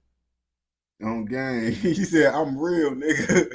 He talking about bro is a bot. Nigga, I'm real. What the fuck are you talking about, gang? But someone said they want to so Australia. Bro, we got another new person, bro. How do people keep on coming through, bro? How's people keep on finding us, gang? Man, he said, I saw you give my suggestion. Bro, that's crazy. I did put that tag, streaming university, see if that shit was Funny as hell, bro. Yeah. I did put that tag, because I saw that tag, niggas be like, yeah, you should have, they be like, yeah, you should have put the tag streaming university while you were streaming, because I stream every day, and I don't put no tags or none. Oh, bro. So I'm like, let's see what streaming university said that shit actually promoted. Hey. That shit crazy, bro. Appreciate it, bro. On game. So, do you want to do Australia, Amsterdam, or Scotland? But what's Scotland? I don't know what Scotland video I have to find. Australia. Australia. Okay. All right, bro. I see some people get into a kangaroos. But they're not fighting no kangaroos. No, I don't want to see Dave Angus versus kangaroo. They don't do that type of stuff, bro. Well, the kangaroos running out there in Australia. Talking about kangaroos running. Why don't you put gaming logo on your channel? Because when you stream with a logo, it looks pretty fire. What logo? Like, I don't know how to do that.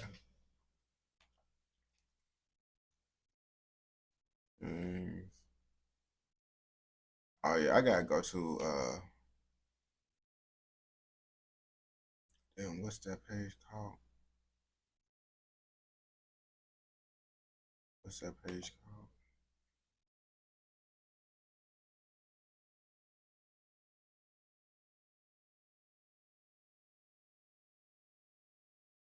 Yeah. Let's go to this fucking page because I got a page that actually.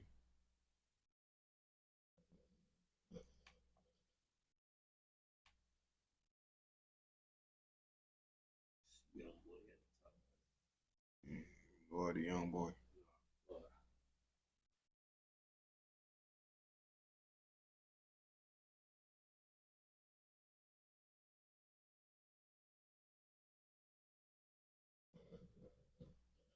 I'm gonna kick their ass out. They snoring. Yeah. Look at that, they think this shit a game. It's just alright, bro. You know, I'm trying to find out.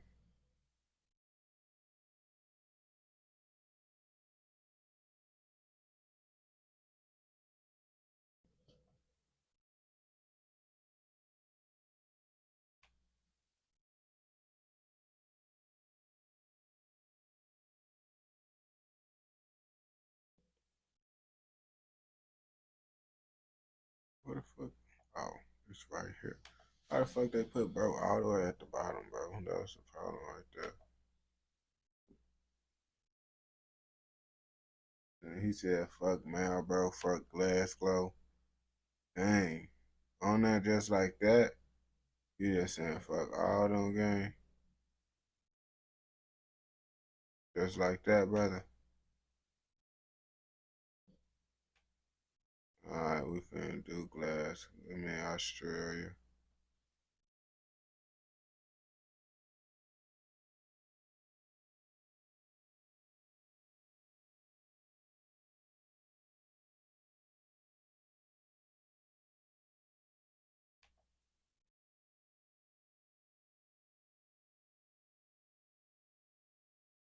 And then I just say my shit.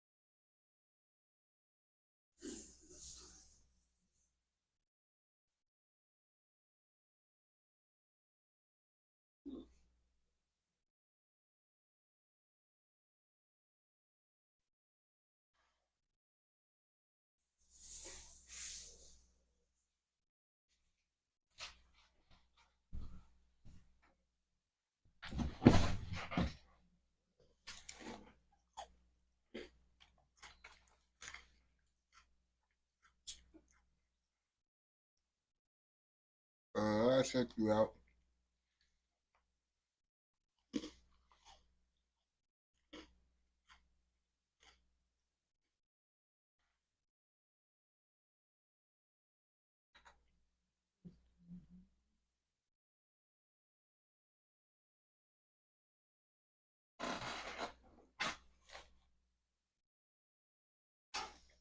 They game banging in Australia, and he thought they was just fighting kangaroos in Australia, which is understandable because let's be real, we do be seeing y'all fighting the kangaroos out there, but they fighting the ops as well. You feel me? The kangaroos be winning. So I ain't gonna back to you, bro. I don't think the kangaroos be winning. The kangaroos be winning. The kangaroos be winning against the gangsters. Against everybody. Everybody. So the military, bro. Okay, so we're gonna see if the kangaroos fighting the people out here as well. I don't think there's no kangaroos involved in this video, though. I ain't gonna back to you. That's crazy, bro. You finna see everything but kangaroos. This is the story about one of, if not the most vicious feuds Australia has ever witnessed. For years on end, two crime families went at it, going blow for blow. After one had allegedly stolen drugs from the other, vicious attacks took place in broad daylight, leaving many seriously injured or deceased. The feud got so heated that even the mothers of those involved were not safe anymore. In the meantime, the families were still smuggling large... Now that's too far right there, bro. People said it got to the point where they mama's not safe. Yeah, that's crazy. Oh yeah, they cry. They cry. Bro, they tripping, bro. They be on that mafia crime family type of stuff out there. You feel me? In Australia, they actually more sophisticated game bangers out there than some of the other places. Real deal. Large quantities of drugs throughout the streets of Sydney. And here's probably the most fascinating part about this story.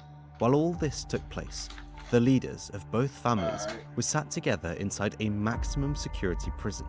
How did they manage to orchestrate all this? This is the story of the Hamzi family versus the Alameddin family. The Hamza. First, it's very important to know exactly what transpired before we get to where we are today. We will start off with the Hamzi family, also known as the Brother for Life gang. Bro, like the leader of the Hamzi family. Oh, go back, bro. He was like that, buddy right there. He look like that dude off The Boys, the Homelander. Bro, he don't look like he don't look like Homelander, gang. His nose a little different, bro. Bro, Did you just say he don't look like Homelander, bro, gang? He look like Homelander a little bit, bro. It's just the nose. Nah, bro, you over whooping. I don't see Homelander, bro. I see Homelander. I ain't gonna bat you. He look like somebody, but not Homelander. I ain't gonna bat you. If anything, he probably if he had like a little Homelander suit on, bro, I wouldn't be surprised. Bro, nah, bro, what? For real? Nah, bro, you tripping, bro. With the Hamzi family, also known as the Brother for Life gang. The leader of the Hamzi family was a man named Bassam Hamzi. He is the son of Lebanese immigrants Khalid and Lola Hamzi, who moved their family. Senator, council, Bro, he look like Joe Biden's third cousin on game. Nah, for real. His suit clean though, but you see that white pad glisten? I ain't gonna bat to you, bro. I told you, bro. Well, you see the pose, how straight his back is, boy. Look. I ain't gonna bat to you, bro. He's sophisticated out there, bro. Yeah. I ain't gonna bat to you, bro. He gotta be related to Joe Biden for sure. Look how the little coat thing just it hang for the tap to the side, for he stand on business, for. Bro, all right, bro. He stand on business. To Australia during the Lebanese Civil War in the 1970s. They had done so in the hopes of giving their family a better future. But once in Australia, especially Bassam got himself in serious trouble. In 1998, Bassam, who was 19 years old at the time, fatally shot 18-year-old Chris Toumaziz after they had gotten into an argument in a Sydney nightclub. It led to Bassam getting sentenced to 21 years in prison, and that was the end of this story. Well, at least that's what you would expect when someone gets 21 years in prison at such a young age. But Bassam's story absolutely did not. I ain't gonna bat to you. 21 years at the age of 19, bro, gonna get out at like 40. 40, yeah. At like 40. I ain't gonna bat to you, bro. And the crazy part about it, bro, he's still crashing out. Bro. Yeah, bro. So, yep, that's his life, bro. He don't get other dreams. He don't get other goals. No, he just want to crash out for sure. Yeah, stop there. In fact, it was just the beginning. Because from his jail cell in the Goulburn Supermax prison, Bassam went on to form the gang called Brothers for Life in He 2007 said y'all after discovered converting Dennis to yet? radical Islam. Inside the Supermax prison, Bassam garnered followers who had converted as well. At one point, he had gotten so many followers in the prison that correctional officers agreed it was becoming too dangerous. At this point, they made it worse by locking. No, they ain't make it worse, but they making it worse by transferring him to a different cell. If he over here getting control of the prisoners over there and stuff, bro, why would you transfer him to a different location? So what? He could take over more prisoners. Exactly. That He got like, some, man. He got some. No, he all powerful. I go back to you, bro. The almighty Larry Hoover of the UK. Yeah. I mean, this is not even UK. Yeah, this is not you. This is Australia. Yeah, the almighty Larry Hoover, Australia on game.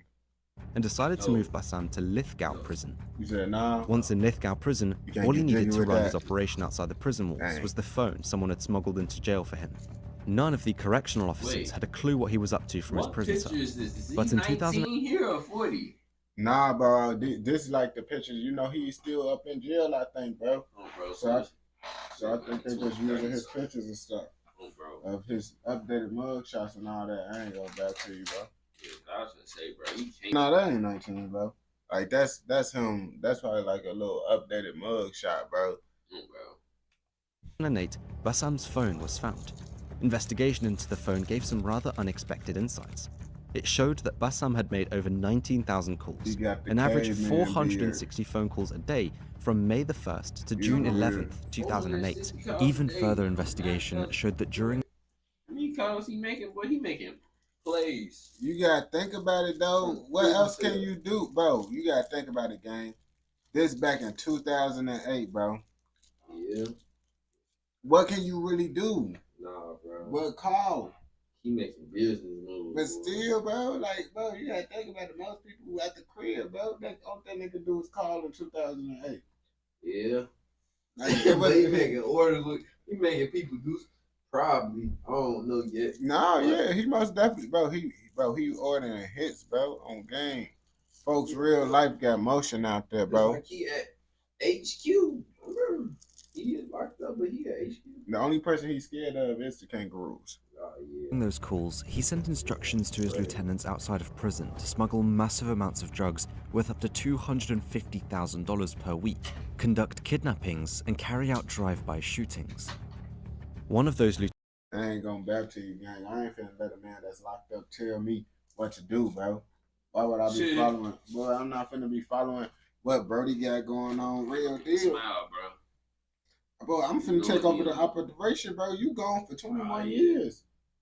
21 years, they gonna say that's not a long time. Well, I'm not finna listen to gang. I'm finna try to take over your whole little organization. I ain't gonna back to you. lieutenant on the outside was his cousin, Mohammed Hamzi, the appointed president of the Bankstone chapter, and by some seen as the co-founder of the Brothers for Life gang. Even though Mohammed carried out the title president, he did not do anything without requesting Bassam's approval first. Bassam may found himself That mean fan bit taking over fan biz then, brother. Nah, bro, you just gonna be leader for the time being. Nah. That's up. behind bars, but he was still the man in charge. However, over time, the Brothers for Life gang grew, and Bassam started losing its power. To join the gang, one would have to buy a t-shirt that cost $70, so practically anyone could join. The men who T-shirt, bro, never, bro. They advertising. And then they said anyone who buy a t-shirt could be a part of the game. Yep, see they at boy. I ain't gonna back to you, bro. That's crazy. That's crazy, bro. That they out here saying $70 to be, bro. You know someone gonna snitch. They got tank tops. Bro, anyone who pays $70 to be a part of a gang, they snitching, bro. I'm Yeah, not gonna bro. back to you. who joined the gang weren't necessarily familiar with Bassam, so they had little to no loyalty nor any incentive to listen to him and do as he said. Combine that with the fact that the gang started making more and more money to do whatever they wished, Bassam lost his grip. The emergence of a new chapter in Blacktown caused an even greater loss of power. This chapter was led by Blacktown president Basim Hijazi and his right-hand man Yeye Amoud. Whereas the Bankstone chapter were mainly men of Lebanese descent, the Blacktown chapter featured men of mainly Afghan descent. Despite belonging to the same gang, internal disputes between the two chapters were starting to occur, and in October 2012, it led to the first of many attacks against each other. Blacktown president Basim and his right-hand man Yeye Ahmud were lured to a location where they were sprayed with bullets while sat in their car. Yeye lost his life there. That back door, bro. They be backdooring everywhere, bro. That's what I'm saying, bro. Be alone, stay by yourself, bro. If you don't get Ice Spice with you, you are not safe. And there. Bankstone chapter president Mohammed Hamzi was directly involved in this shooting. Right after the incident, Basim decided to flee the country and left to Lebanon. He was never heard of again. This, however, did not mean that the feud between the Bankstone and the Blacktown chapter was now over. Attacks would continue to go on back and forth. Another notable attack took place a year later in Reevesby Heights on the 29th of October 2013, just past midnight. Bankstone president Mohammed Hamzi sat in a garage with Mahmoud Hamzi and a man called Omar. Without them noticing, a white Nissan Tider parked further down the street. Two people got out of the car and calmly walked towards the garage. Once in range, they both started firing off multiple shots. A third person that stayed inside the car could be seen picking the two others up and fleeing the scene. According to the police, the intended target was Mohammed Hamzi, as revenge for the attack on Basim and Yeye. But the shooters managed to hit everyone except him. Mahmoud Hamzi. Okay, so I guess you see, everybody like to talk about how black folks is just so bad, bro, and we just be hitting everything but our target. They just said he hit everything but his target, bro. Mm-hmm. On gang. So it's like, bro, people out here just saying this about black folks. They need to start watching these videos about the other countries. Crazy. America needs to wake up so they can stop saying it's just us. And then see the Australian people doing it, the UK people. They gonna say we influenced them. Nah, bro, they influenced us. With our they influenced us. On gang. Let's start there, bro. We need to stop getting this bad reputation on us. I'm finna say Hamzi, Red Run Tahim, and Enar. I'm naming all them, gang. They the problem right there. We just defamation on gang. Hamzi lost his life on the scene, and Omar was badly injured. The three suspects, one of which was a woman called Amanda Crow, was later arrested. They all had ties to the Brothers for Life Blacktown chapter.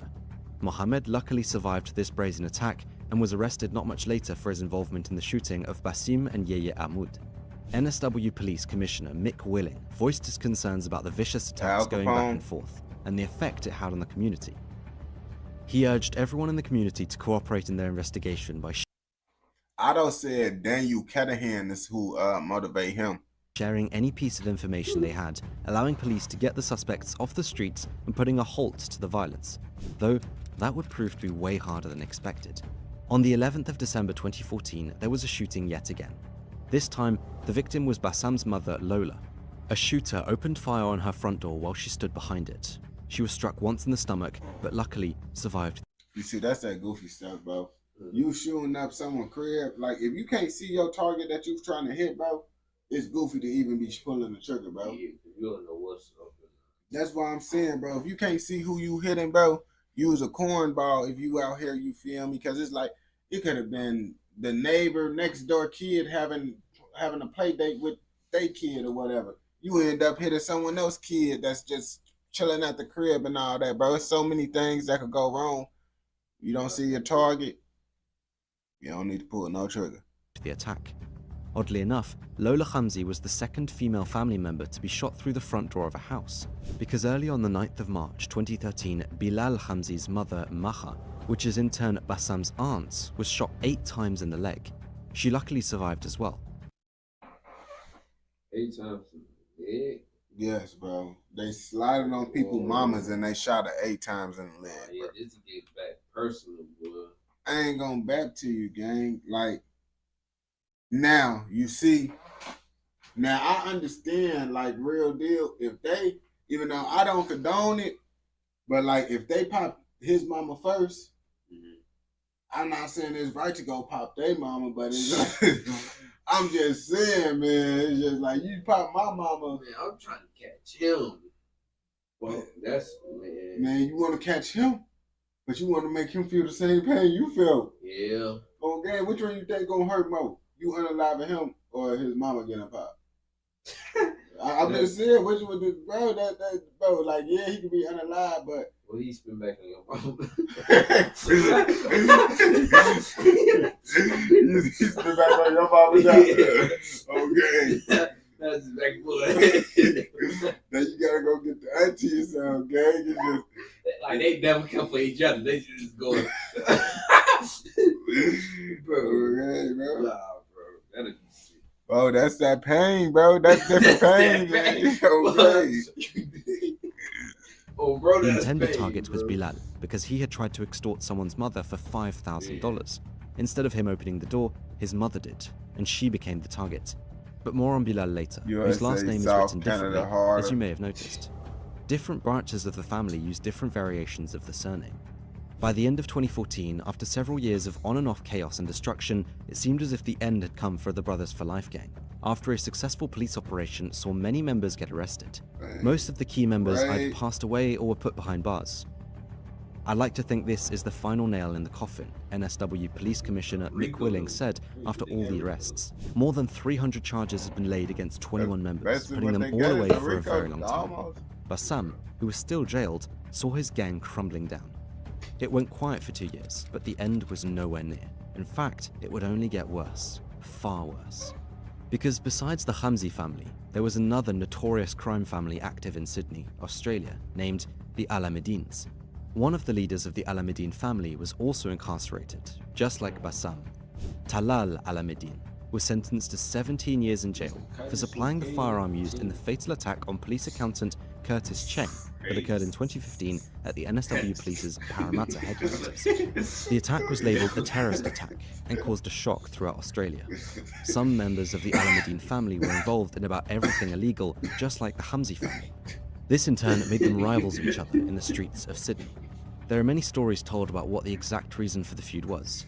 Some say the members of the Alamedine ripped off a drug shipment for the Hamzi family back in 2013. Some say it simply began over claiming turf in Sydney to sell their drugs on. Whatever the exact reason may be, it would become one, if not the most hectic feud Australia has ever seen. In April 2016, the first of many attacks linked to this feud occurred. Safwan Charbaji, a relative of Alamedine Associates, was taken out. Just 20 days later, Wali Ahmad was taken out. Wali in turn was an associate of the Hamzi family. Remember NSW Police Commissioner Mick Willing saying, "I'd like to think this is the final nail in the coffin." After all the arrests back in 2014, it seemed as if the Hamzi family was back in the game again.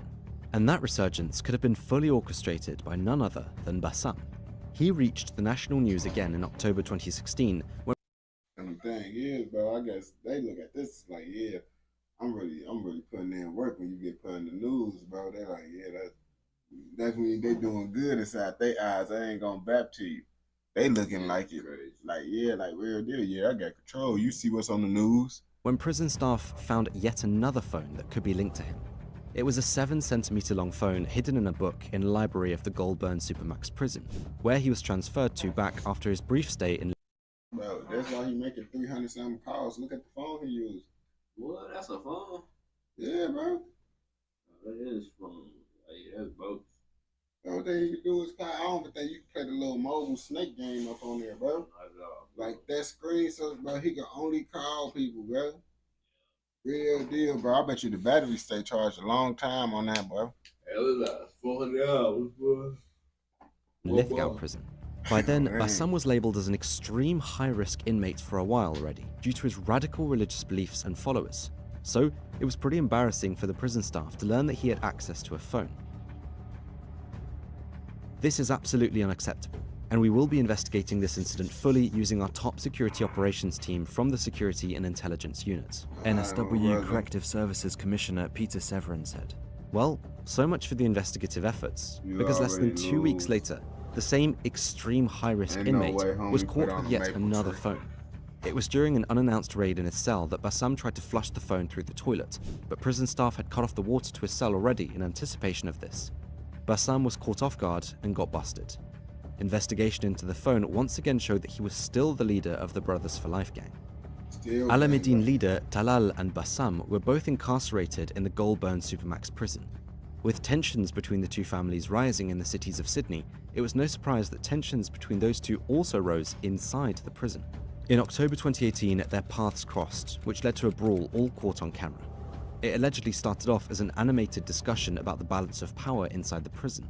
Then, CCTV footage showed Talal grabbing Bassam and connecting all of his punches. Bassam did not stand a chance. It took several prison guards to stop the fight. NSW police immediately feared for retaliation of both families outside the prison walls, but it remained relatively calm. However, on the 14th of October 2020, Shaylin Zreka, an associate of the Alamedines, got beaten up by members of the Hamzi family.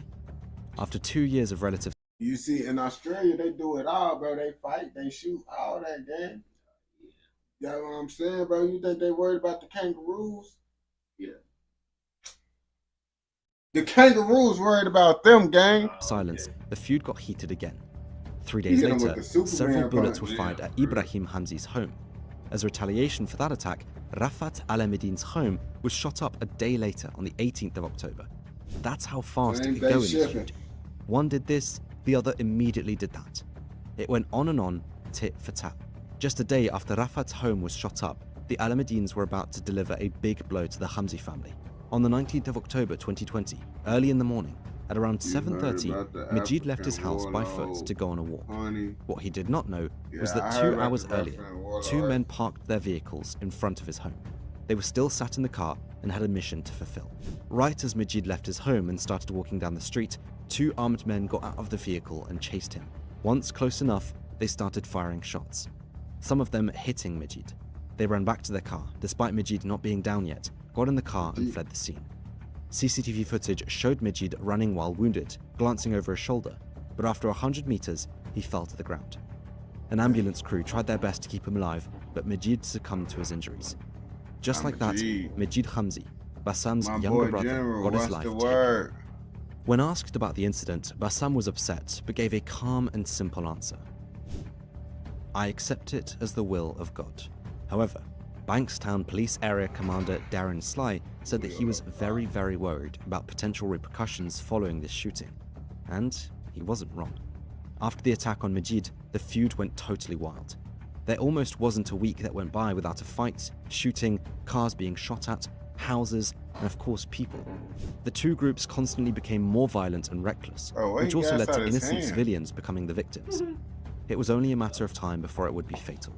That happened on the 30th of January 2021, when an innocent man called Mustafa was fatally struck. He had nothing to do with any crime and was mistaken for a member of the Hamzi family. This feud could truly pop off anywhere, anytime, even on an airport. On the 6th of February 2021, it was a day like any other at the Ballina Byron Gateway Airport, with people coming and going. 2 members of the Alameddines were stood at a conveyor belt, waiting for their luggage to arrive. A Hamzi associate spotted them and walked up to them, and a brawl immediately ensued.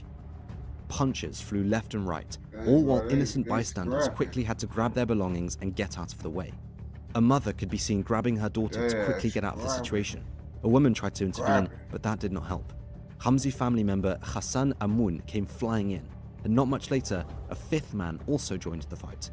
All bystanders could do was to keep a safe distance and see it all unfold. It eventually took a lone security guard to put an end to the fight. Police once again immediately feared that repercussions would follow, and looking back, it was safe to say they were not wrong. This fight kicked the feud up a notch, as if it already wasn't violent enough. The next victim would be Bilal Hamzi. Bilal had known for months that there was a price on his head. Even the NSW police told him about it and suggested him to keep a low profile for a while. Rumors in the underworld said it was the Alameddines who wanted him gone and put a price of $750,000 on his head, some even suggesting it was $1 million. Rumors one would take pretty seriously, right? Not for Bilal. Instead of fleeing the country or lying low in an entirely different part of Australia, Bilal moved into an apartment right in the middle of Sydney's central business district.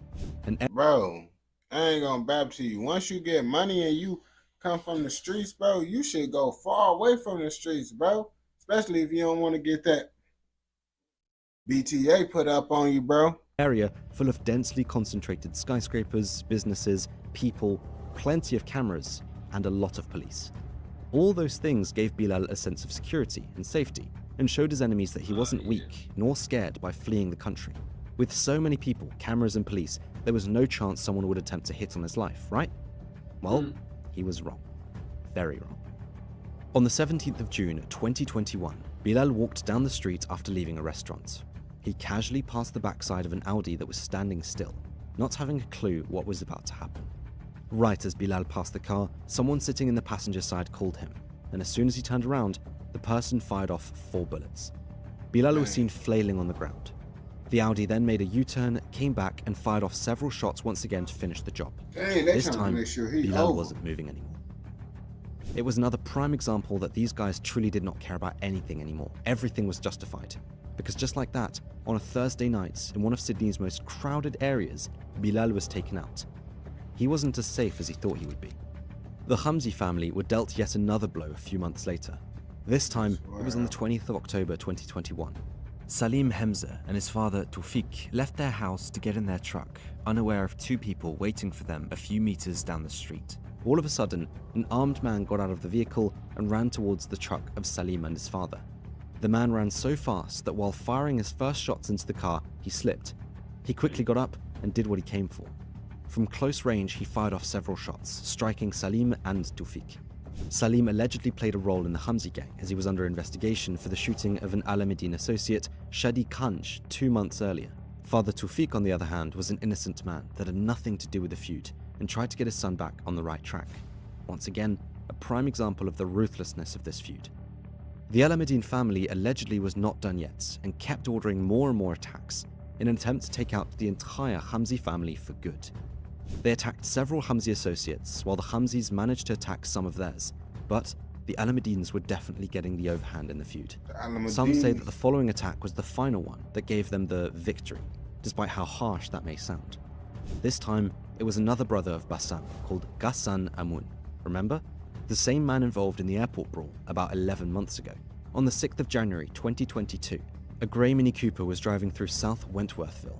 They eventually drove up to Ghassan, who was sat in his BMW. 2 men got out of the Mini Cooper, fired off several shots into Ghassan, and fled the scene. Ghassan was treated by paramedics sliding in a Mini Cooper?